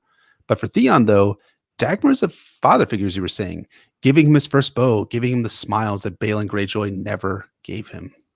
Exactly, and both are true. I mean, Dagmar is absolutely a monstrous war chief. Like, that's been his whole career. That's his resume. He's proud of that. But that doesn't change what he is for Theon. Theon's famous for his wicked smile, but that smile only lasts as long as everyone's playing along with his projected self-image. Dagmar's smile has more meaning to it. Dagmar smiles through the pain, smiles despite a mouthful of rotten teeth, smiles despite the hideous scar that will never go away. He smiles because it was worth it for him to trade his teeth for a sense of satisfaction, the security of knowing who he is when he wakes up and goes to bed each day. Theon has a set of perfect teeth, but as Dagmar notes, he's not smiling with them. His drive to regain that smile at any cost delivers him to Ramsay, who breaks those teeth. If only Theon could heed Dagmar's advice, the living should smile, for the dead cannot. But the essence of youth, I think, is to ignore that advice until it's far too late. Mm-hmm. Because everything we've talked about so far has laid the groundwork for what happens next, in which Theon commits himself to a plan that makes so much sense in character terms, I'm willing to forgive how nonsensical it is in the big picture.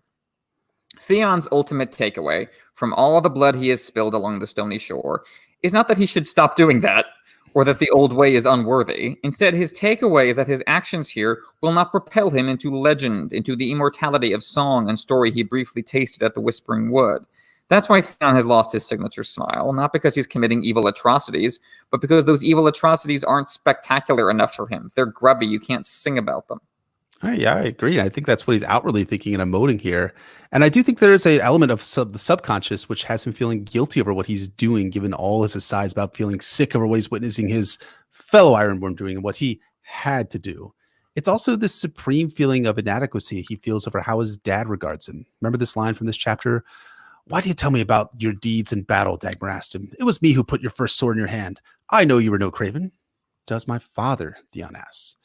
Dagmar gives Theon a look that all Dagmar then gives Theon a look that all but confirms how Balon sees Theon. And that moment really cuts Theon deep. He can't measure up as an Ironborn warrior.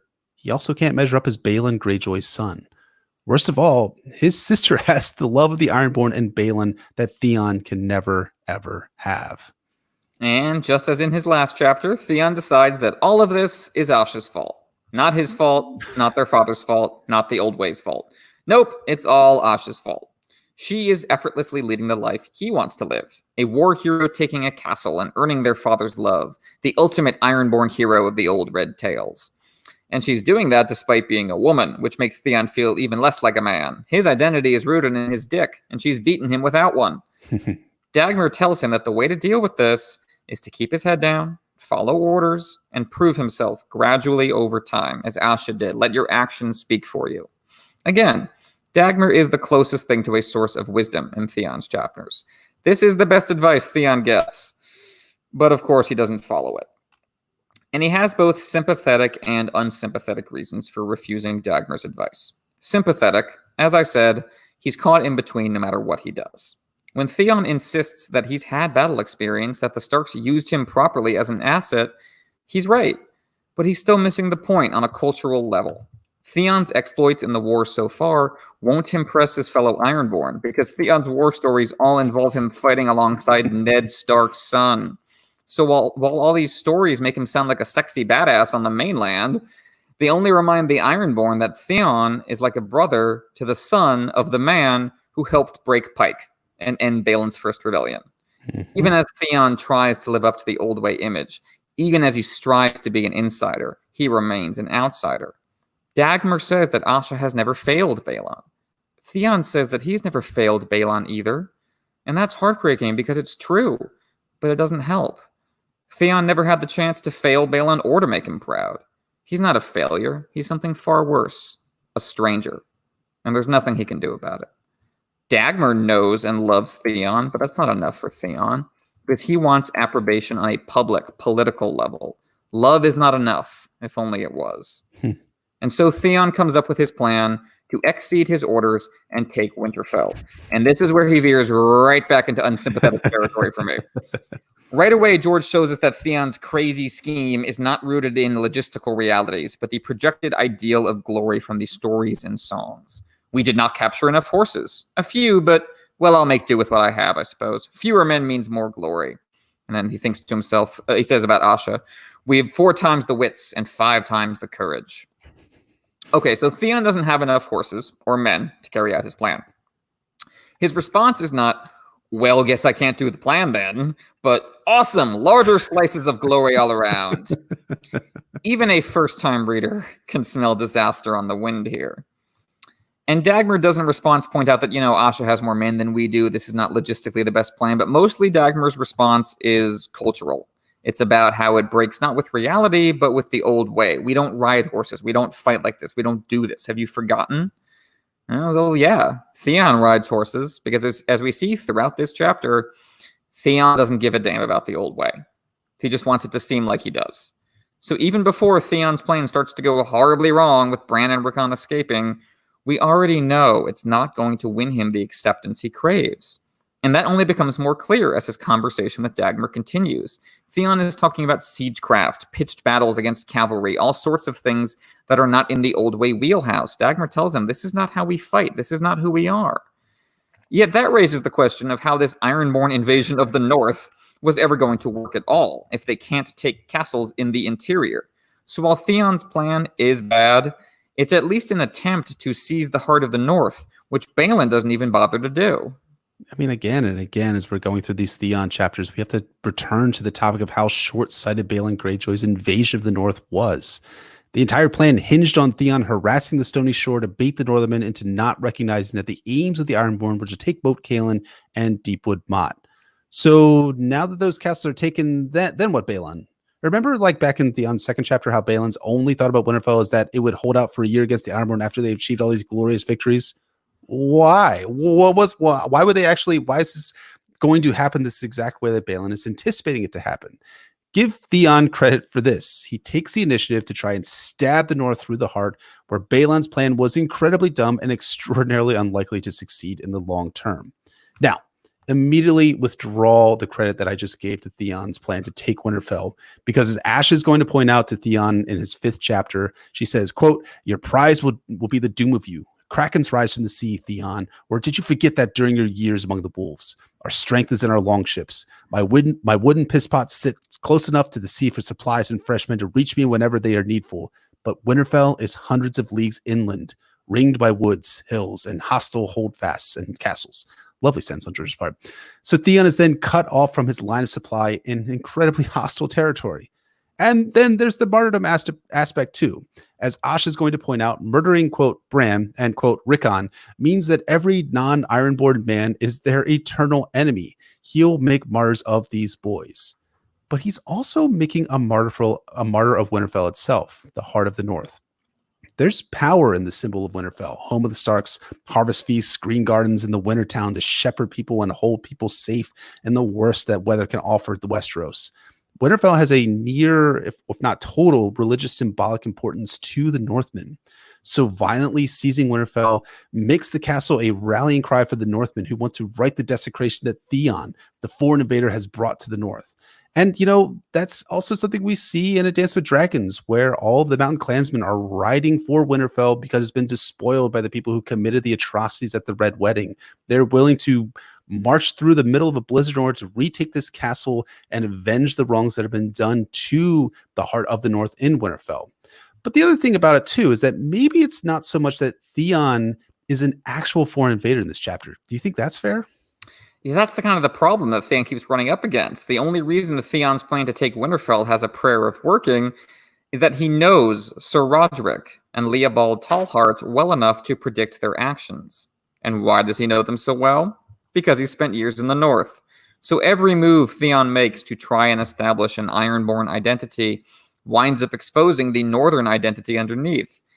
And yet Theon has now sacrificed that Northern identity, as we saw at the start of the chapter with Benfred. There's no exit for him. So he has to conjure one out of thin air, composed entirely of the person he wants to be in the stories and songs. And that appeal to immortality and legend is precisely how Theon wins Dagmar over to his plan. Theon might not remember much from his childhood on the Iron Islands, but he remembers how much Dagmar loves the songs about him. Even as his mortal flesh ages, even as his teeth go rotten and his hair goes white, Dagmar feels young and strong again when his song is playing. The power of fiction to temporarily dispel and defy reality is one of the main reasons we keep telling each other stories. It's a power to be used for good or ill. Sometimes the shadow on the wall inspires our best self, as with Catelyn making one last plea for peace after her spiritual journey in the Sept near Storm's End. But other times, our projected image of who we want to be inspires our worst self. And that's what happens in Theon 3 to both our POV and his father figure. The person they want to be, the main character of reality, is a mirage that leads them over the edge. And when Theon wakes up, he's alone in a room with the Bastard of Bolton. Skin tingling. I mean, Theon kind of reminds me of an alcoholic who tries to drown his sorrows in bigger and better drunks. Theon's underlying sorrow is that he can't measure up to a culture he was ripped away from, and he can't gain the respect of that father who he was ripped away from when he was 10 years old. So here in this chapter, we see him drowning his grief in violence, committing a war crime in this village as Theon's first blood drunk as an Ironborn. It leaves him quite miserable, as you articulate so well. But hey, that's just because this one was just an unglorious battle, right? Go to Winterfell, commit more violence, do more terrible shit, earn the respect of your people and your dad. That's the ticket. Do a bolder deed, do more violence, get even more blood drunk. But as Theon is going to find out at Winterfell and at the mill outside of the castle, all the violence that Theon commits doesn't earn him any respect. It doesn't grant him his father's love. It ends up stripping the humanity off Theon long before he's flayed by Ramsay Bolton. Ooh, beautifully put, sir. That's exactly right. Just like how, in Valyria, they're monsters long before they get turned to literal monsters by the Doom. Theon gives up his humanity long before it's taken away from him. Exactly right.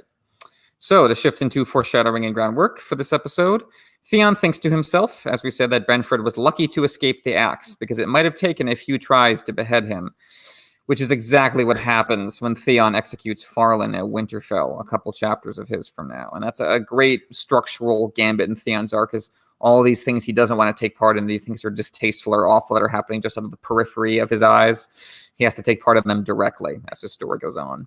And I think it's one of those wonderful elements about George's writing is that here, Theon's relationship with Benford Tallhart is one of where he's not really friends with Benford, but he is friends with Farlan, as Theon is going to think about in that chapter. He has been talking about Farlan, about hounds, and different ways that he was basically friends with this guy, for lack of a better term. And he ends up executing him and making a botch of the job as he was planning on doing as he was potentially going to do here with Benford Tallhart. And again, like we're seeing this decline in Theon, he's going farther and farther down this spiraling farther and farther down, killing a person that he knows here, killing a friend later at Winterfell, killing his former lover in the form of the miller's wife. Theon's going in some dark places in A Clash of Kings. I don't know if you guys have read these books before, but it's a little dark. Yep, it goes, it plumbs real deep before bringing him up gradually back towards the light in A Dance with Dragons, and that's what makes it so powerful. Another little bit of groundwork being done here. Dagmar mentions 3 Ironborn fighters that rival him in the stories and songs these days. One of them, Black Lauren, accompanies Theon to Winterfell and dies there fighting Ramsay's men at the end of the book. The other 2, Andric the Unsmiling and Carl the Maid, will appear in the flesh from A Feast for Crows. And I think you can definitely say, I think with some certainty, that when George was writing the Ironborn chapters in Feast, he went back to these Clash chapters and were like, okay, what are some names I mentioned? Who are some of these assholes? Okay, Andric the Unsmiling. Got it. Carl the Maid. Okay, they're characters now. Boom.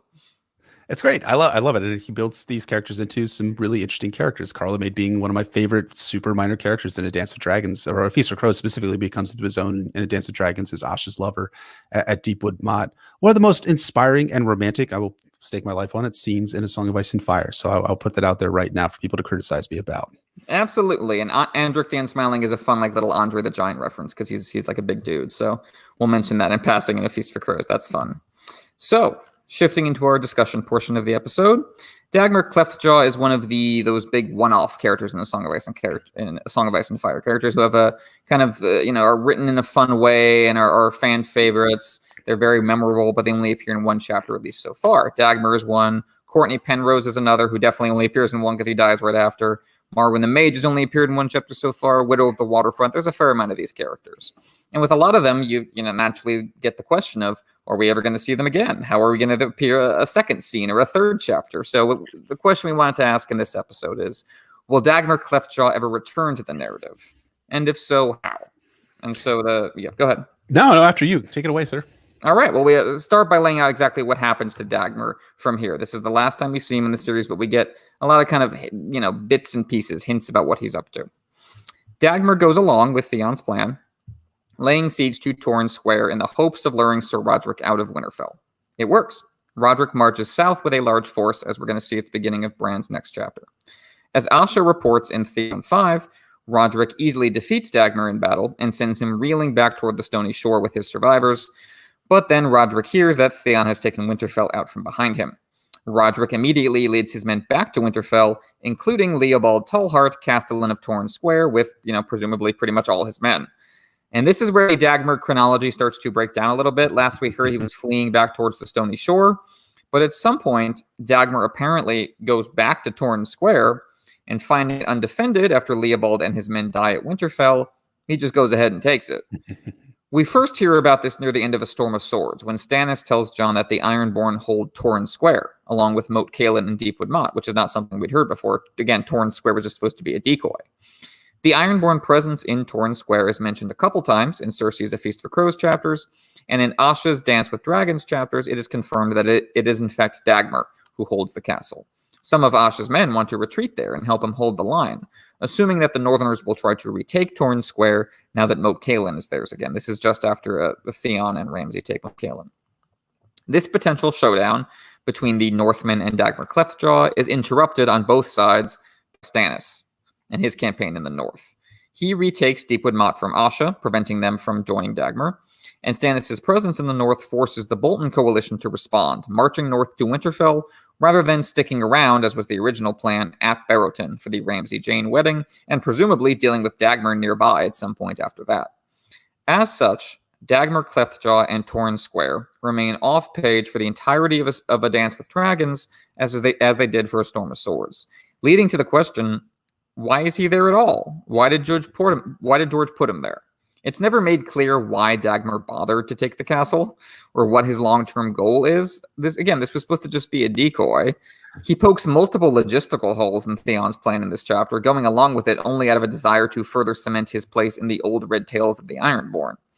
Taking Torn Square doesn't fit with that motivation, nor does it help Theon's plan, nor does it really further the overall goal of Ironborn conquest of the North. Aeron just goes back to the Iron Islands after his part in the war is done. Why doesn't Dagmar? Or why doesn't he go home for the King's Boot, as Victarion does? I think the only reason Dagmar took Torn Square and then stuck around this long is that George needs him to, because Dagmar is Theon and Asha's ticket back home. Mm-hmm. After the struggle for Winterfell is done, Boltons are dead, Jon is resurrected and crowned, Stannis has been rejected and sent running to the Night Fort, Theon and Asha will presumably escape or be sent on their way. But how are they to get back to the Iron Islands? Well, Dagmar Cleftjaw, that's how. He has men, he has boats, he's someone they can trust. He can sail them back to Harlaw, they can forge a coalition with Roderick the Reader, overthrow Euron's puppet Eric Ironmaker, and rule the Iron Islands wisely and well. And it's a little optimistic, of course. It's not going to go exactly like that, I'm sure. But I think, because Dagmar is as minor a character as he is, it's weird that he's just this dangling thread who is still at Torn Square for no particular reason. So if you puzzle that out, I think it makes sense to me that he has this established relationship with Theon. He could be an easy link back home and an easy foundation for the coalition they're going to need to build. Does that make sense? What do you think?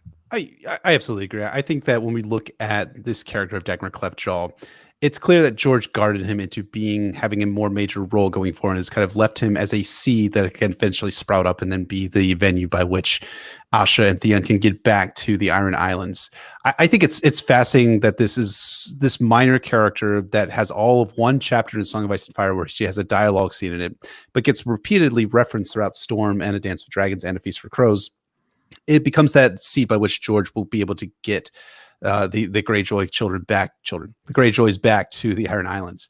I think it's a wonderful way of writing, and I think I always try and pick out some things that people who are potential writers, I know we have a number of them that listen to this podcast or make this podcast, which is both of us, that we take a look at minor characters and how we can integrate them into the main story. I've been working for a long time, and I need to pick it up again, about how George used the seed of the sand snakes that was planted in the Storm of Swords in order to craft the House Martell into joining into the main story of A Song of Ice and Fire. So that was the original seed, and then eventually he moved it on into being all about the Martells moving into alliance with Daenerys Targaryen and the attempt with Quentyn Martell, and then how likely that became the alliance between Young Grift and the Martells, which is likely going to unfold in the Winds of Winter.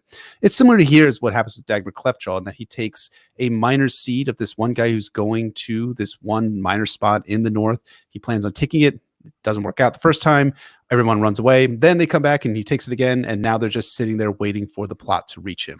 There's a sense where there's a while back I was thinking that maybe Theon and Asha would escape from Stannis Baratheon at the Battle of Winterfell itself and make their way back to Torn Square. I'm not sure if that's really feasible given the weather conditions and given the fact that they're in the middle of a massive battle and that they have no means of supplying themselves and surviving all the way to Torn Square. So I'm kind of wondering this. So this is a hypothetical I want to pose to you. Is it possible that Stannis sits there and thinks, well, you know what I need to actually take King's Landing is I need a navy, right? I don't have a navy anymore. The Iron Fleet is a navy, so maybe I'll just use these two Greyjoys as my means to attain that navy. So they'll go back to their islands. They'll take the Iron Islands out from Euron Greyjoy, and then that will be the ticket by which I get my navy that I will need to take King's Landing back from the usurpers who have stolen it from me. Do you think that's a possibility that this is what George might be planning for how this actually goes about? So I see where Torn is there, like in terms of like the story purpose. I'm just wondering more about the mechanics of what gets them back to Torn Square, back to Dagmar Cleftjaw, and then back to the Iron Islands. I could definitely see that, the Asha, tries to make a little alliance with Stannis on that basis, and maybe that's going to flower into something later. I don't know if Stannis is going to be the one making that decision. Who knows how long he lasts in the northern political community. Maybe, control over Theon and Asha to whatever extent that exists is past the Northerners by that point. But I could also see a motivation for whoever gets rid of Theon and Asha being just getting them out of there before one of the Northmen kills them. You know what I mean? Just like Yeah. if Stannis doesn't want to execute them, if the Starks don't want to execute them, it might just be a situation of get them out of here, get them back to the Iron Islands before their presence starts another civil war. You know what I mean? It might also just be like they're politically radioactive. We no longer wish to kill them. We need them away. Right. I mean, Stannis is only keeping Theon alive because he thinks that Theon can help him get into the Castle Winterfell itself.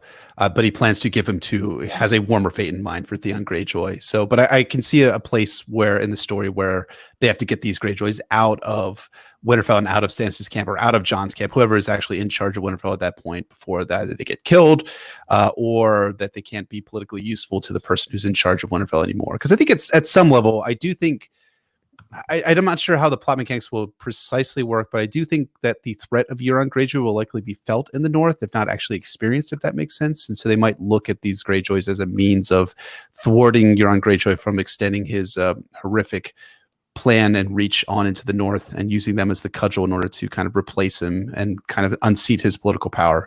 As we'll talk about when we get to A Dance with Dragons and talk about the latecomer story that that I think is going to be dominating what happens with Theon and Asha come the Winds of Winter and A Dream of Spring. I look forward to it, sir. I always look forward to these dance chapters. We always talk about like, oh, we can't wait till we get to A Dance with Dragons. It's only going to be 2024 at this point till we get to them, but it's going to be so much fun. It's getting closer and closer. Can't wait. Every day, every minute. So I think that about wraps us up for this analysis of A Clash of Kings Theon 3. Thank you so much to everyone for listening. If you guys have the chance, please rate and review us on Apple Podcasts, Google Play, SoundCloud, Podbean, Spotify, anywhere and everywhere where you find our podcast. Check out our Patreon if you haven't already at patreon.com/NotaCastASOIAF. You can follow us on Twitter at NotaCastASOIAF or shoot us an email at NotaCastASOIAF@gmail.com. You can find me at PoorQuentin on Twitter or at PoorQuentin.com. And you can find me at Brendan Beefish on Twitter, Brendan Beefish on Reddit, and my website is warsandpoliticsspiceandfire.wordpress.com. I want to shout out and thank our high lords and ladies on Patreon. Lord of the Squishers and Warden of the Deep, Lady of 1,000 Words, Septon Eastwood of Introvert Isle, Septon Muribald, the Shoeless Sage, Sister Winter, Lady of the Wolfswood, Nessie the Elusive, Warden of the Neck, Defender of the North and Keeper of Secrets, Sandy the Dragon, Blood of Queen Daenerys, went down too far, Blood of Queen Daenerys and Lady of Jameson, Lady Brit, Bastard Mistress of Harrenhal, Sir Thomas the Raven Knight, Lord of Blackwood, Sir Tim the Knight who was guided by voices, Lady Dillsdale, the Star Spear of Crescent Hill, Sir Way of Course, Matt Warden of the Sanguine Shore, Lord Mark Connington, heir to Griffin's Roost, Lord Sam Kay, Sir Michael Mertens, Wisdom Benjacut, Alchem of the Sets and Quanta, Mage of the Arts of Boole and de Morgan, Tibbs the Great of House Catnapping, Lord J. Manderley, Baker of the Frey Pies, Septon Neriful Head of Hair, Lady Silverwing, Joe Snow, King of the Metro North and Protector of the Tri-State, and Caboth the Unfrozen, Lord of the Bricks and Castle Crimson Light. Thank you so much to all our high lords and ladies. We really appreciate your support. Absolutely. Thank you all very, very much. We really, we're honored by it. It means a lot. So thank you so much. So join us next week as we haunt Harrenhal once again in A Clash of Kings Arya 8, in which Tywin Lannister sets off on a march and Arya whispers her second wish to Jaqen H'ghar. That's going to be an excellent, excellent chapter. So glad to get back to Harrenhal. And we're going to have a guest for that one. Our friend McCall from Vassals of Kingsgrave, who we had on before for Sansa's last chapter in the Game of Thrones, is going to be coming on our episode for that. We're going to be doing that one live next Monday at 8:30 p.m. EST. That's May 11th. Today, if you're listening on the general release date. Next week, if you're watching this live. And we're going to be so happy to have McCall back for that really great chapter. It's going to be so much fun. So if you guys are sticking around for our live stream, we'll stick around and talk with you guys and gals for a little while. But anyways, but thank you so much for listening. Thanks so much for watching for those who've watched us. And we will see you guys next week. Shazam. Absolutely. Thanks again for watching, everyone, and for sticking around. So happy to have you here as always. It's a lot of fun to do these things every single week. I look forward to it. It's me too. Absolutely. This is a great question. Start us off. Pat asks, all of your patrons have badass titles. What are your badass titles? Oh, Lord. It's an excellent question. When I've put zero thought into. Right. Yeah. What a shame. I don't know. Headmaster. I like Headmaster. Let's go with that. My title is going to be Headmaster based. I'll build it from there. What about you? What's your you can be something of blah blah blah blah blah. But what's going to be the first word? What kind? A captain or an undertaker or what? Gladiator. A gladiator. Okay, I think we both did well. You went with like bronze. I went with tweed. I think that's about right. That's where we're at. Yeah, you can be. Yeah, exactly. So it's both sides of the podcast right here. Only now does Chloe enter the chat. Right. to tell me I can't be a headmaster. Be a headmaster if I want to be a headmaster. The gladiator. All right.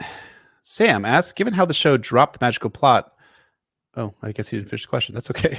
We'll go with this one. Okay, sorry. This is the first part of the question. I apologize. Yes, Sam asks, what kind of larger function does George intend the Faceless Men to fulfill in the larger plot, i.e., Jack in Old Town, their worship of death, beyond serving as an elaborate training montage for Arya? And he also says, given how the show dropped the magical plot, a la the Eldritch Apocalypse. I get you. Yeah, that's a good question. I mean, the Faceless Men, I think it's more than a training montage. I think they're there as a dark temptation, like, give up your identity, give up your Stark heritage in ways, and you won't suffer ever again. All this death won't hurt you. You can just become an avatar of it and just let it pass over and through you. Fear is the mind killer, et cetera, et cetera, et cetera. And I think that does. I think that, yeah. So I see. Yeah, Jeff's reading Dune. Everyone, very yeah, almost as pleased when Chloe was reading Dune. Everyone read Dune. But so I do think they're interesting in that regard. The Faceless Men in the world building, multiple people have pointed out, it's pretty suspect that how they're integrated. That they seem to be. They really should be more powerful than they are. And like, do they kind of run Bravos, or does everyone just let them function in Bravos? And it's not as, not all of this has to be spelled out exactly, but it makes it difficult to lock the Faceless Men into this overall magical framework that Sam is talking about. So yeah, I mean, the Alchemist is the one kind of like big loose dangling thread here, because he clearly has some kind of role to play, and I'm not sure what that's going to be. But I kind of hope the Faceless Men quietly retreat after Arya is done. That's not the most graceful thing to have happen, but I think otherwise they might get in the way. I'm in the same boat in that I don't think the Faceless Men are. I mean, I think they're interesting, but I don't think they're interesting enough to like keep them going until like the final book in A Song of Ice and Fire, because I don't find a lot of meaning out of them, and I think they were a lot of ways they were grafted into the main plot of A Song of Ice and Fire in a way that's not super satisfying to me. Again, Arya's Braavosi chapters are not my favorite parts of the narrative. Although I love the Jack and stuff from A Clash of Kings, because that's really cool to have the murder genie as Arya in Arya's back pocket, and how she's wrestling with who to kill, whether she should kill. So we're going to talk about in Arya 8 next week.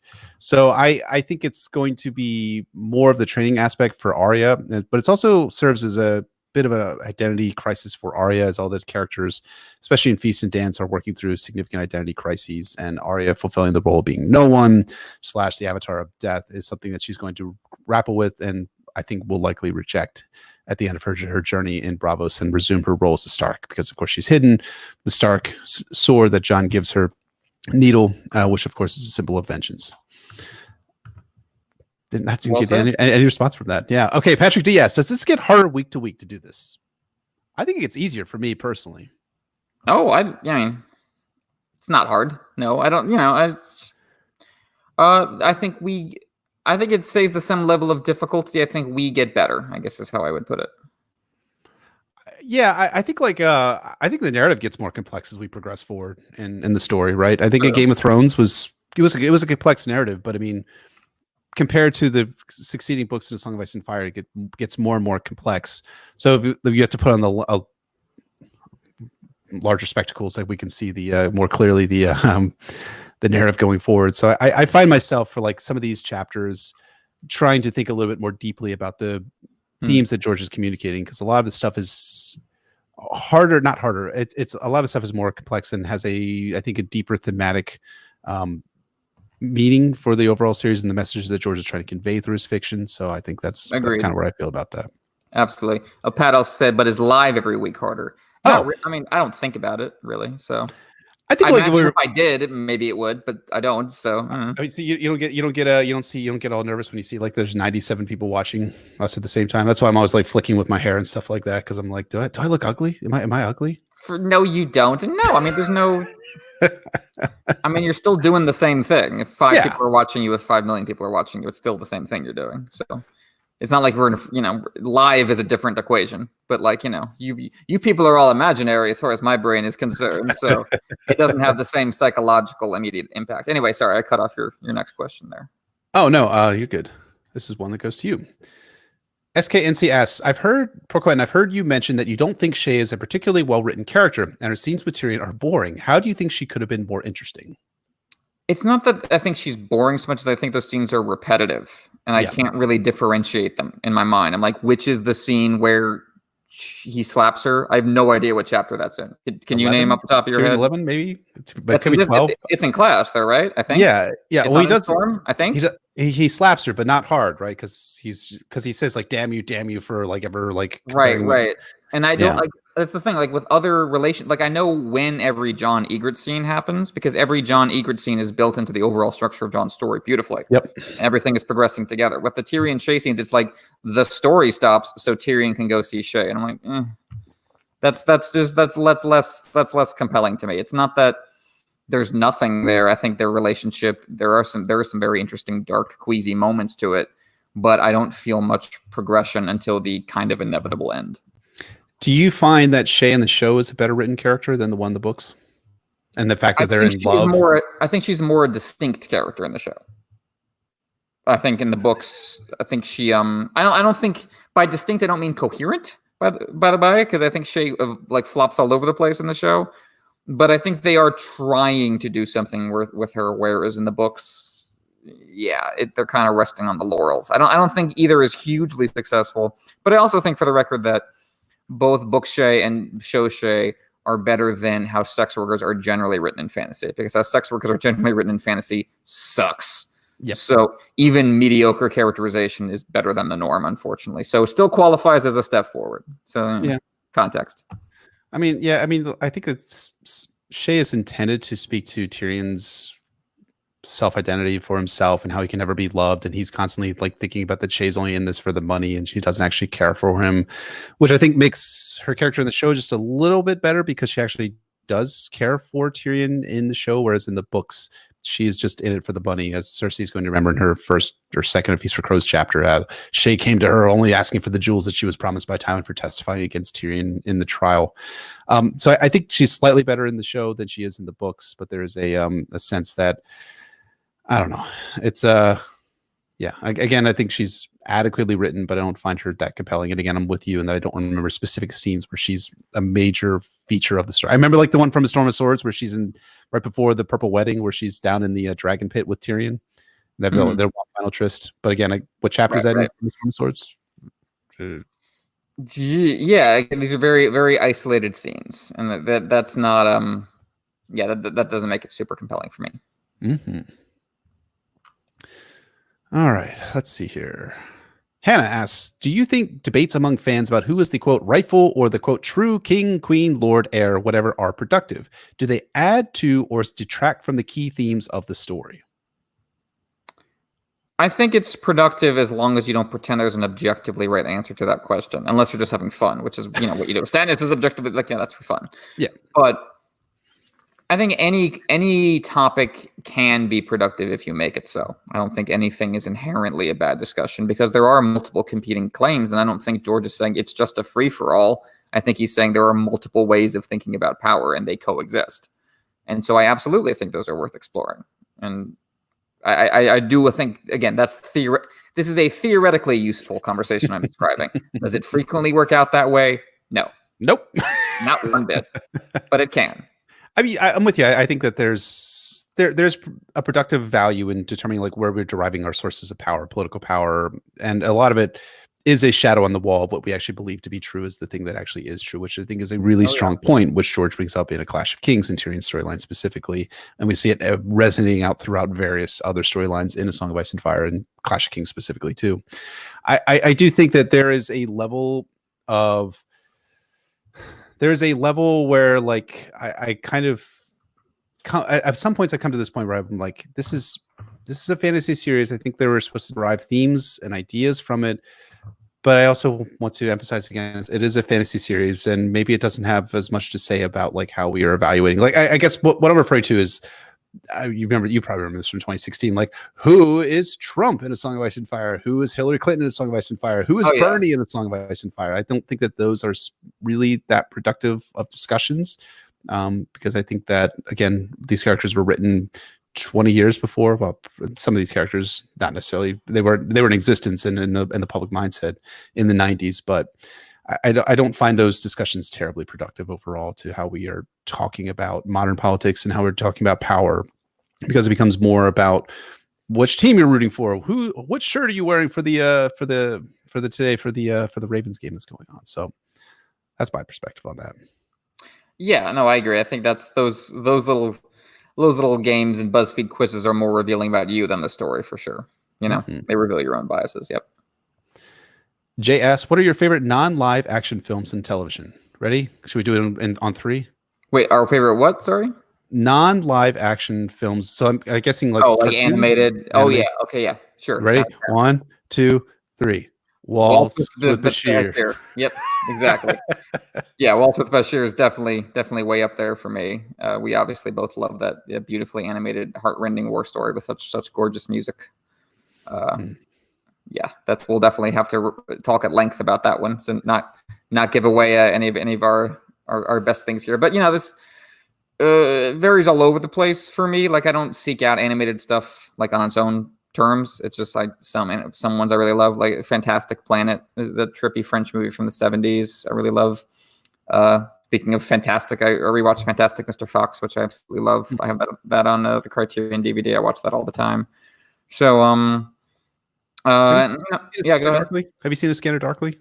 Yes, Scanner Darkly is great. That's when you don't go into it lightly, folks. That movie is a nightmare in the best possible way. But yeah, that's another good one. Yeah, I mean, I was just reminded of that today. I don't know how it came up in something I was reading about, but yeah, that's one I remember. Like in terms of like TV series, I don't really watch a lot of cartoons, I guess. I watched Airbender is also Avatar: The Last Airbender is great. Yeah, that's one where like people have written about way more eloquently than me. So I'm just like, go talk to the real fans of that one. I just know it's good. I've watched it once. All right. Micah asks, Plancho's podcast has a new episode on a member of the Golden Company coming up soon. I was wondering who some of your favorite minor characters in there were, if there were any in the Golden Company specifically. That's a good question. I do actually kind of like Harry Strickland, just because he's just so like, I don't want to be doing any of this. Like, he's fine in exile, and I think that's really like relatable and realistic.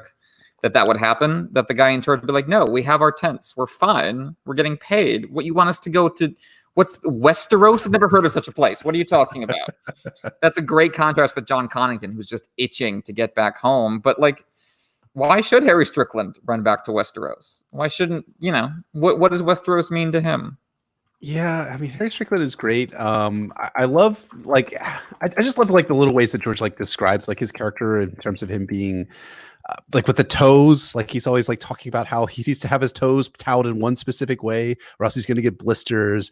And John Kai's like, who the fuck is this guy? How did he actually become the captain commander of the Golden Company after this? Who's the guy that he loved? Miles Toyne. Yeah, Miles Toyne. I was trying to very quickly look up who the Master of Whispers is for the Golden Company. Lyseno Mar is the guy's name. Right.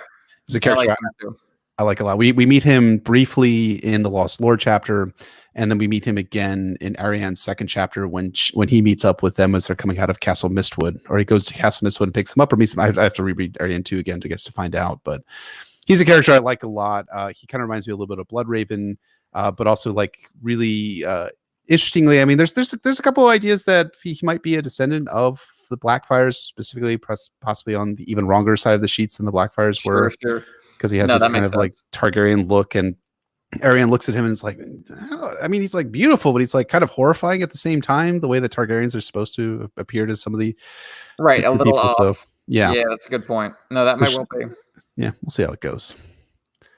All right, Leo asks, if you had to choose a way to integrate Quaithe into the story going onwards, what would it reluctantly be?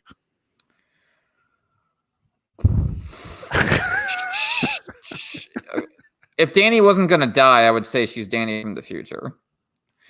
But she's Dany's subconscious. Look, there's no one else she can be that makes it interesting. And Dany's not going to Asshai. There's no reason for Quaithe to be there at all, as I think George kind of found out. So I mean, look, it's it's very easy to just pile on Quaithe. I mean, obviously she's a plot device. She's, like she's a Macbeth witch.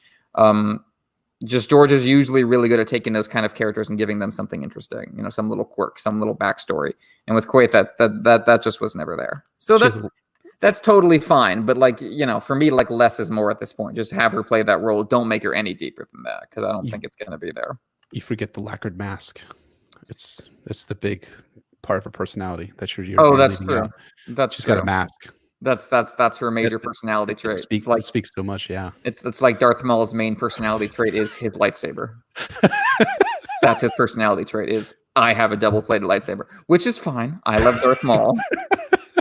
He's an archetype, and that's fine. But it's just, the archetypal characters are they stand out very distinctly next to psychologically depthful ones. You know what I mean? Mm-hmm. It's not that Quaithe is a bad character. It's just that she stands out next to like Daenerys. So yes. That's just what it is.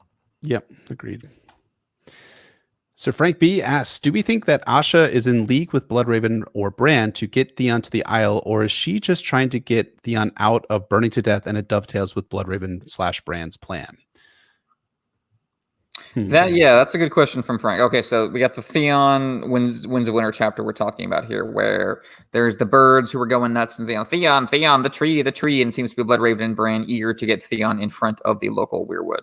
And Asha comes in. This is inspired by Asha coming in and saying, hey, Stannis, if you're going to go ahead and kill Theon, you should execute him at the tree, like Ned Stark would give him to the old gods, as your Northmen would want you to.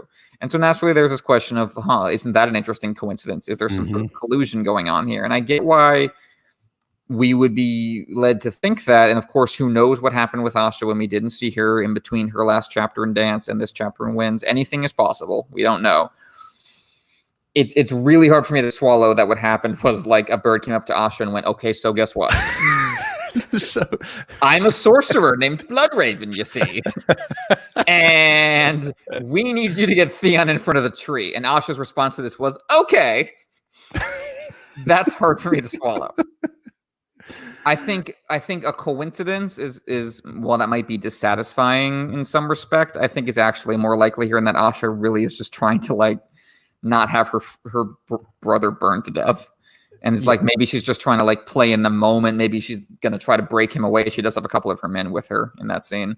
Right. Maybe she's trying to evolve towards that, and maybe she's just trying to spare him pain.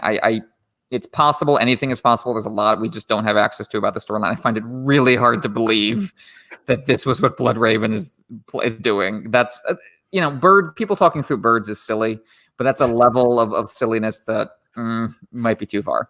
Doesn't fit Bloodraven's characterization, how he uses working and skin changing in order to skin changing primarily to communicate. He doesn't seem to have the ability that Bran might have at some point down the road to speak quite clearly through the birds, except for through dream. And even then, he's super cryptic, as Bloodraven often is. And again, Theon, Bran speaking to Theon from the tree or a bird, that's an emotional connection because Theon knows Bran, Theon knows his name, but Asha doesn't have any relationship with any of these people. If Bloodraven starts talking to her from a bird, she's going to think she's going insane. That's going to be her reaction to that, which would be a priceless scene to watch, but I doubt that's what happened. It'd be funny, but yeah, don't think it's likely. All right, ASOIF Geek, you asked, during Tyrion's trial, Kevin Lannister says Tywin will let Tyrion join the Night's Watch if he confesses, and he says it again before Tyrion kills him. That is, Tywin says it again to Tyrion in A Storm of Swords. Do you think that Tywin is being honest? I think that Tywin does genuinely hate Tyrion and blame him for Joanna's death. I think even Tywin would probably have pause about going on public record as a kinslayer. I think, that might be folly to say. Tywin crosses a lot of lines, but I think he would prefer Tyrion humiliated and exiled to bleeding out in front of him. Maybe I'm being foolish about that, but that's my instinctive response. What do you think? Ah, man, I think he was lying to him in order to try and avoid the crossbow that Tyrion is again pointing at Tywin on the privy. But I mean, I see. But then Kevon, what is Kevon also lying? I mean, Kevon is, or maybe Tywin lied to Kevon. I mean, that's certainly possible. It's so hard to say. These things are tough hypotheticals, and they're tough hypotheticals down in terms of like, what if something happened? Because this is a hypothetical that George intentionally places in the story, that if Tyrion had gone through with it, then would he have been sent to the Night's Watch? And I don't know. I think I'd have to reread the chapters because it's been a minute since I've been in Tyrion's same Storm here. Those late chapters. Storm chapters are very intense. Like I can see it, but I mean, a lot of this comes back to Tywin's relationship with Joanna is this secret inner thing that we don't get much access to. Right. And would that little voice tell him to kill Tyrion or spare Tyrion? I could see it either way. Yeah, that's true. So many hypotheticals. All right, Big Bang asks, when a female character uses a word like pussy and girl, woman as insults like Brienne, do you think it's a symptom of internalized misogyny? What about when women do it in real life? I think it's very possible to make too much of that. I think it can. But I think also just, people pick up slang from the people around them. I don't think it always necessarily speaks to a deep-seated issue. And I think it's very different when a character does it, obviously, because then it's an author trying to communicate something, and whatever that may be will depend on the author. But I think you wouldn't, in real life, I think you just got to look at people in, context. Is it someone who's bragging about, I use any word I want, I don't care who's offended? Okay, that person's probably an asshole. You know what I mean? Just trust yourself to judge a person in the totality. And you can, maybe this is just me, I can usually can tell between someone who's just using the word because that's the word they've used and they're not thinking too deeply, and person who's going, yeah, you didn't like that word, did you? I'm going to say it again. Like, I think we can tell the difference. Do you think there's an element too where George is trying to, what's the best way to put this?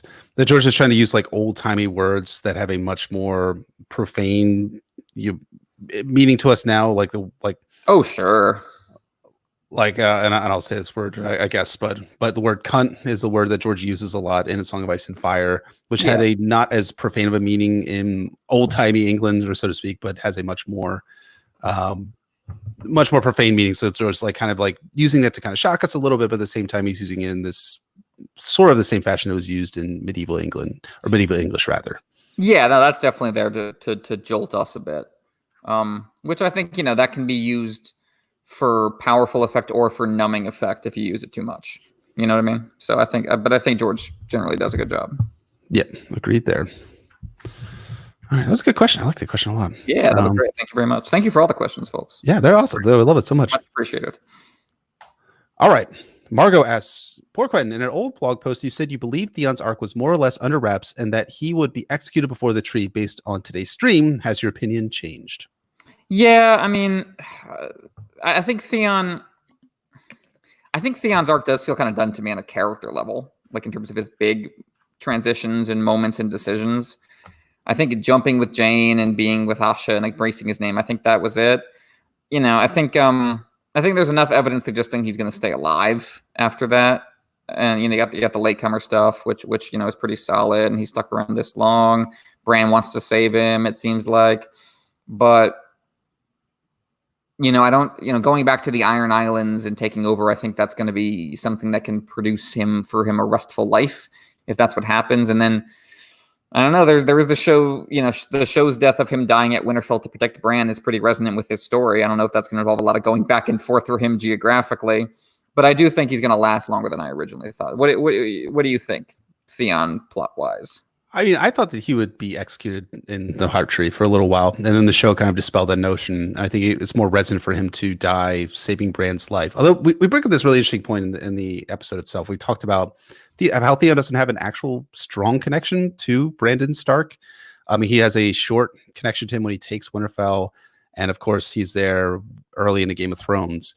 But I think I do wonder whether Bran will become the embodiment of the Stark words and of dying a good death, sort of a noble death, defending innocence, as opposed to dying in glorious battle. Whether that might be the thematic touchstone that George uses for Theon in A Dream of Spring, I guess, since I think he's likely going to last at least until the final confrontation with the others. I think that's something that the show got right from what George is going to be doing in the books. So I think that's kind of how I come down on it. But no, I think that sounds right to me. All right, let's see here. SKNCS, how do you think A Song of Ice and Fire would be different if the POVs were written from a first-person perspective instead? What's your favorite use of the third-person limited POV in the books? Yeah, I mean, it would be both vastly different and difficult to say exactly how it would be different. You know what I mean? It would just be emotionally so much different, like to read any of these chapters with like it's difficult. Like I don't. Maybe if I had like finer and more erudite literary analysis tools, I would be able to articulate better the difference there. But it feels like that would be so vastly emotionally different, especially during some of the more intense, weighty parts. Like if the Reek chapters with ooh, like doesn't that sound like so much more intimate and devastating? Like I don't even know if that's necessarily a good thing. I think it works better the way it is.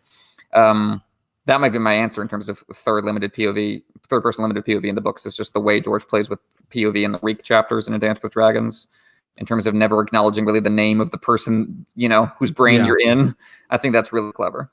And I think like George uses the third person point of view structure to shroud certain things from the reader, so to speak. Like when Ned Stark's point of views, you can imagine Ned Stark consciously thinking about Jon Snow as being Rhaegar and Lyanna's son in some of those moments and scenes, like where Ned Stark is conversing with Cersei at the Godswood at the Red Keep. It's likely that it would be really it would be hard to kind of keep that information from the reader and maintain the mystery. Yeah, very true. In terms of like favorite use of third person limited POV in the books, I've been seeing a lot of and I like this a lot. I've been seeing a lot of discourse about Cersei in A Feast for Crows and how just delusional she is as a third person point of view, and how she just totally not getting it. But at the same time, the third person point of view allows the reader to be like, oh, you were making some really stupid fucking decisions in your tenure as the queen regent. So I think that adds a level of depth to the story. Whereas if can you imagine being in Cersei's head that she's going through all the terrible things she does in A Feast for Crows and A Dance with Dragons? It would not be a pretty place to be. Sure, and I can imagine that being awesome, but also imagine the careful emotional balance in those chapters going awry, especially given how many different kinds of POVs, emotionally speaking, George is working with. So I think you made the right call. Mm-hmm. Guilty Undertaker asks, with all the dark comedy in this chapter, what's your favorite cross the line twice moment from A Song of Ice and Fire? Do you know what that phrase means, cross the line twice? I've heard it before, but let me look it up again to make sure I'm using it correctly.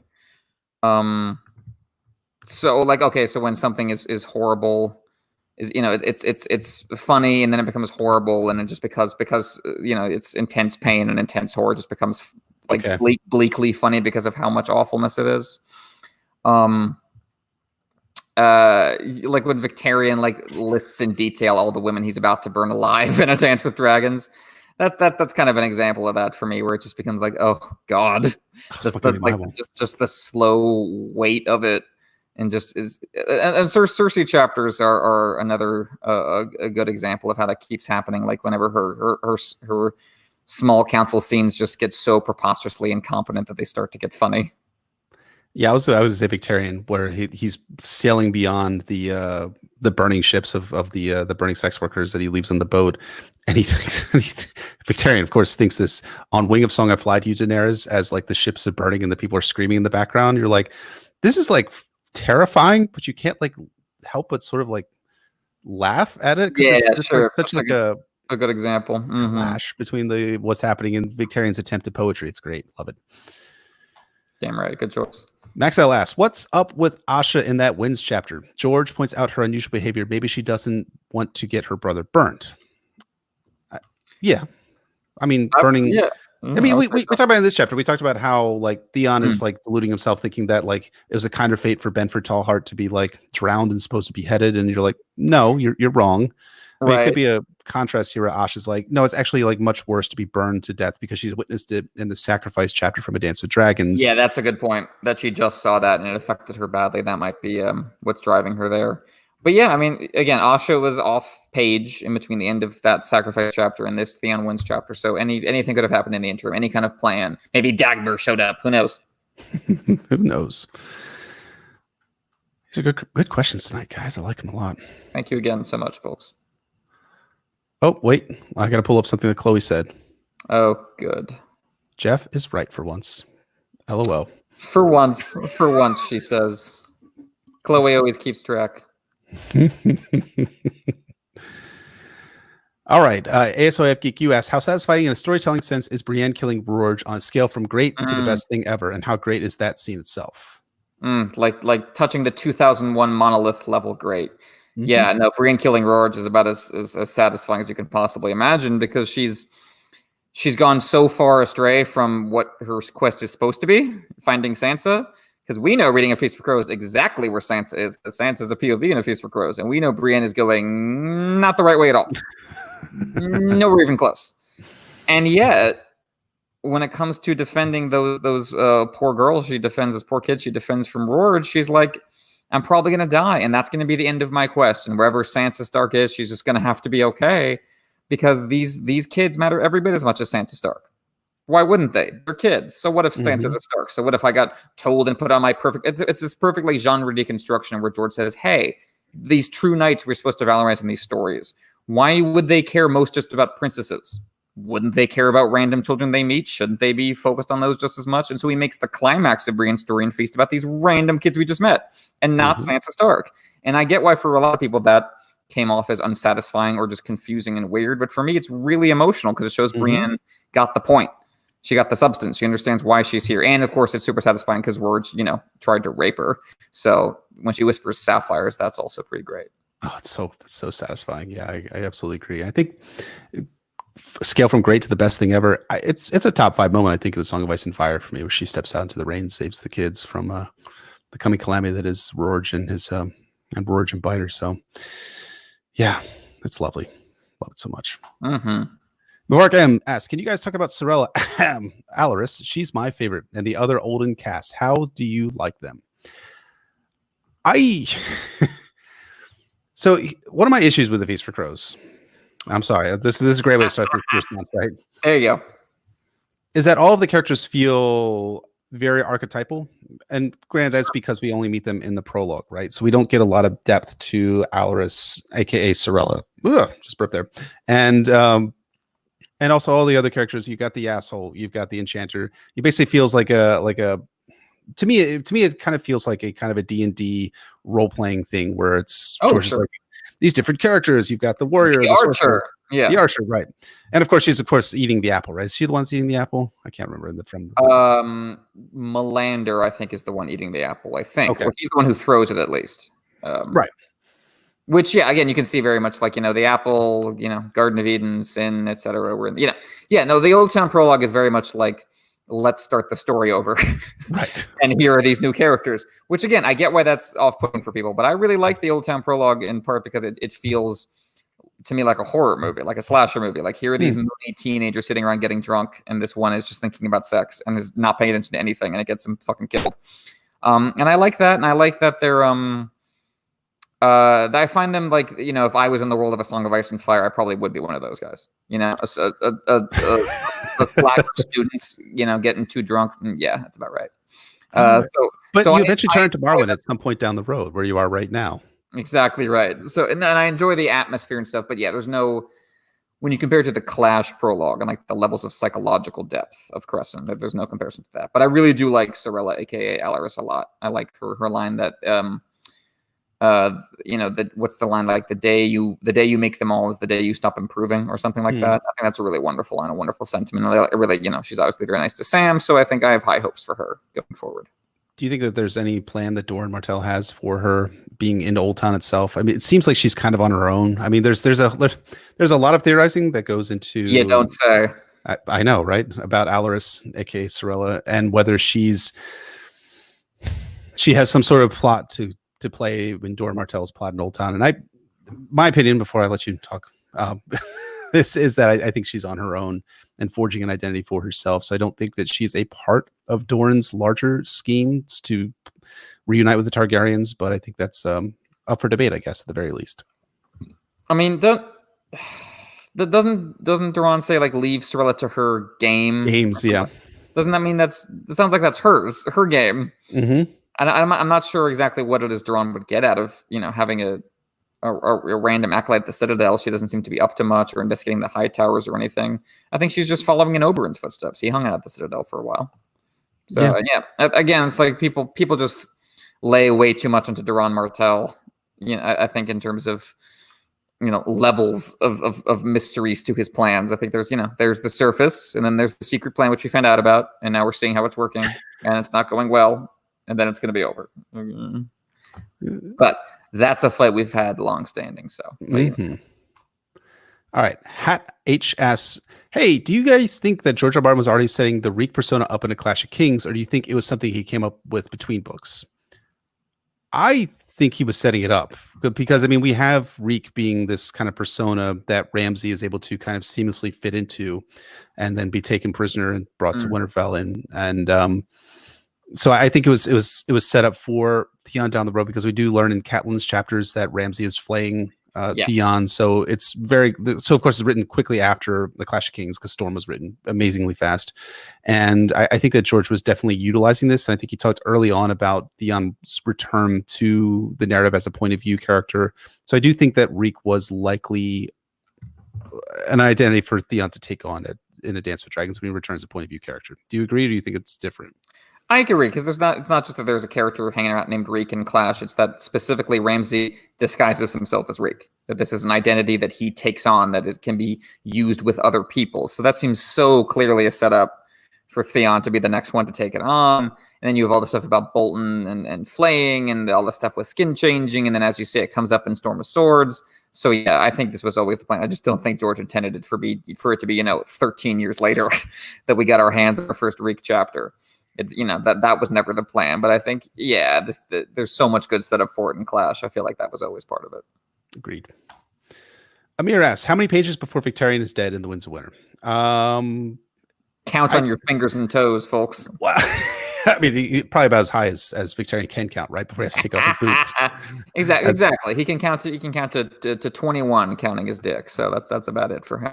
Yep. And I think there is one Victarion chapter which he doesn't die in from The Winds of Winter, which George read at a convention in 2012, 2 convention appearances in 2012. So he does not die at the end of his first chapter. We know that much from The Winds of Winter. But I think he's likely toast, literally, come Victarion 2 from The Winds of Winter.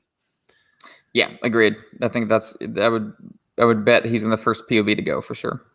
I think it's fascinating too that as Victarion, as he becomes more and more crazy and shitty as a person, he actually gets he gets his name back as a point of view character, right? He's Victarion now.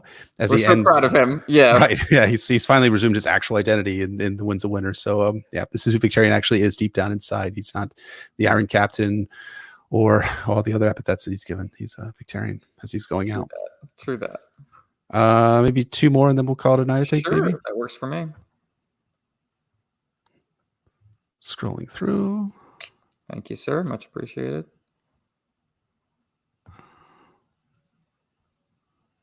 I like some of these points. Like Margot brings up, Brienne standing up for the innocent is representative of the soul and meaning of A Song of Ice and Fire, which I absolutely agree. She is the embodiment of the true knight as the ideal stands. She's the personification of the ideal, which I think is great. Unknown and unremembered. Arsa Whitebeard asks, is Roige Gendry's first confirmed kill? Doesn't he kill someone at the battle? A biter? Yeah. Doesn't he kill someone in the battle of Arya's 4th chapter? The Clash of Kings? I don't remember if it's confirmed that I don't remember it well enough. He may have, but he may have just ended up cutting out a bunch of people or just getting away. So I don't recall. He wasn't in the battle that the Brotherhood took part in A Storm of Swords, the one where they end up hanging a bunch of people afterwards. So yeah, I'm not sure. Yeah, I'm not sure either. So it could be his first confirmed kill. Again, a lot of the stuff from that Arya chapter is all in the dark.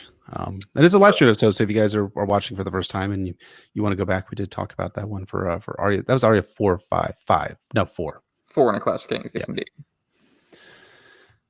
I was just thinking also too, like in college, if you were like the Mollinger character, I was basically lazy Leo. And I hope with slightly less racism. Slightly less. Yeah. Good. All right. Guilty Undertaker asks, last question. If Brienne is the personification of a true knight, is Victarion the personification of the old way? Yeah, I would say so. Maybe Balin slightly more so. Just because Victarion is a POV, so we do have access to that 5% of the time he goes, oh, maybe this sucks. Maybe I shouldn't. But no, everything is fine. La la la la la. I'm the Iron Captain. That's Victarion's POV. And maybe it's like that in Balin's head too. We just don't know. Maybe he has doubts. We just don't see them. But yeah, Balin and Victarion taken together, I think definitely stand in for the old way and how it just has completely ruined their lives and they don't even realize it. I mean, Balin's life is ruined too. I mean, he's lost 2 of his sons. He's practically Sure. all but, for all intents and purposes, he's lost Theon too and His Asha. castle is Pike, which sucks. Yep. And ends up obviously the faceless man is who kills him. But those terrible rope bridges between the towers of Pike, that was going to kill Balin eventually anyway. What a way to live. Faceless men, yeah. For that, yeah, I agree. I think Victarion and the narrative, in terms of like the reaving side of it, he tends to do more of the reaving, at least on page. Though we know from the World of Ice and Fire that Balin Greyjoy took part in reaving during Robert's Rebellion, and likely before that as well.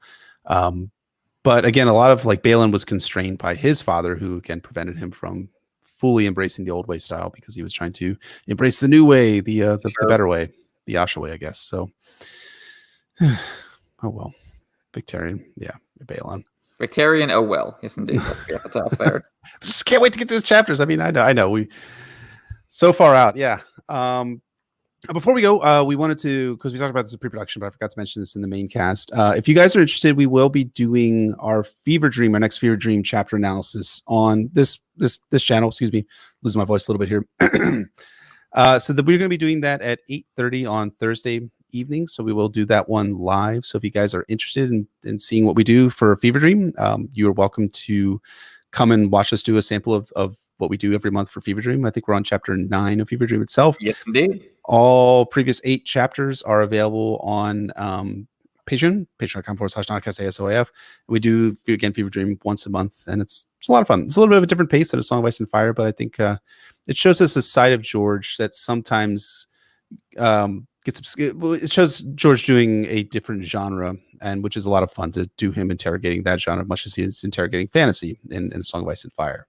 It's shorter and slower and smaller, but it's just a wonderful time, a wonderful kind of minor note in George's career. So if you haven't listened to those before, come check it out on Thursday. We'll have a great time. Mm-hmm. So thanks everyone for listening. Thank you guys for watching. 82 people are still watching at 10:42 p.m. on the Eastern Seaboard. So we really appreciate it. And we will see you guys, some of you guys, and we don't expect to have like 300 people watching us do Fever Dream, but hey, maybe we'll see. Come Thursday at 8:30 p.m. I think that's enough for us tonight. So thank you all. Take care, folks. Bye, everybody.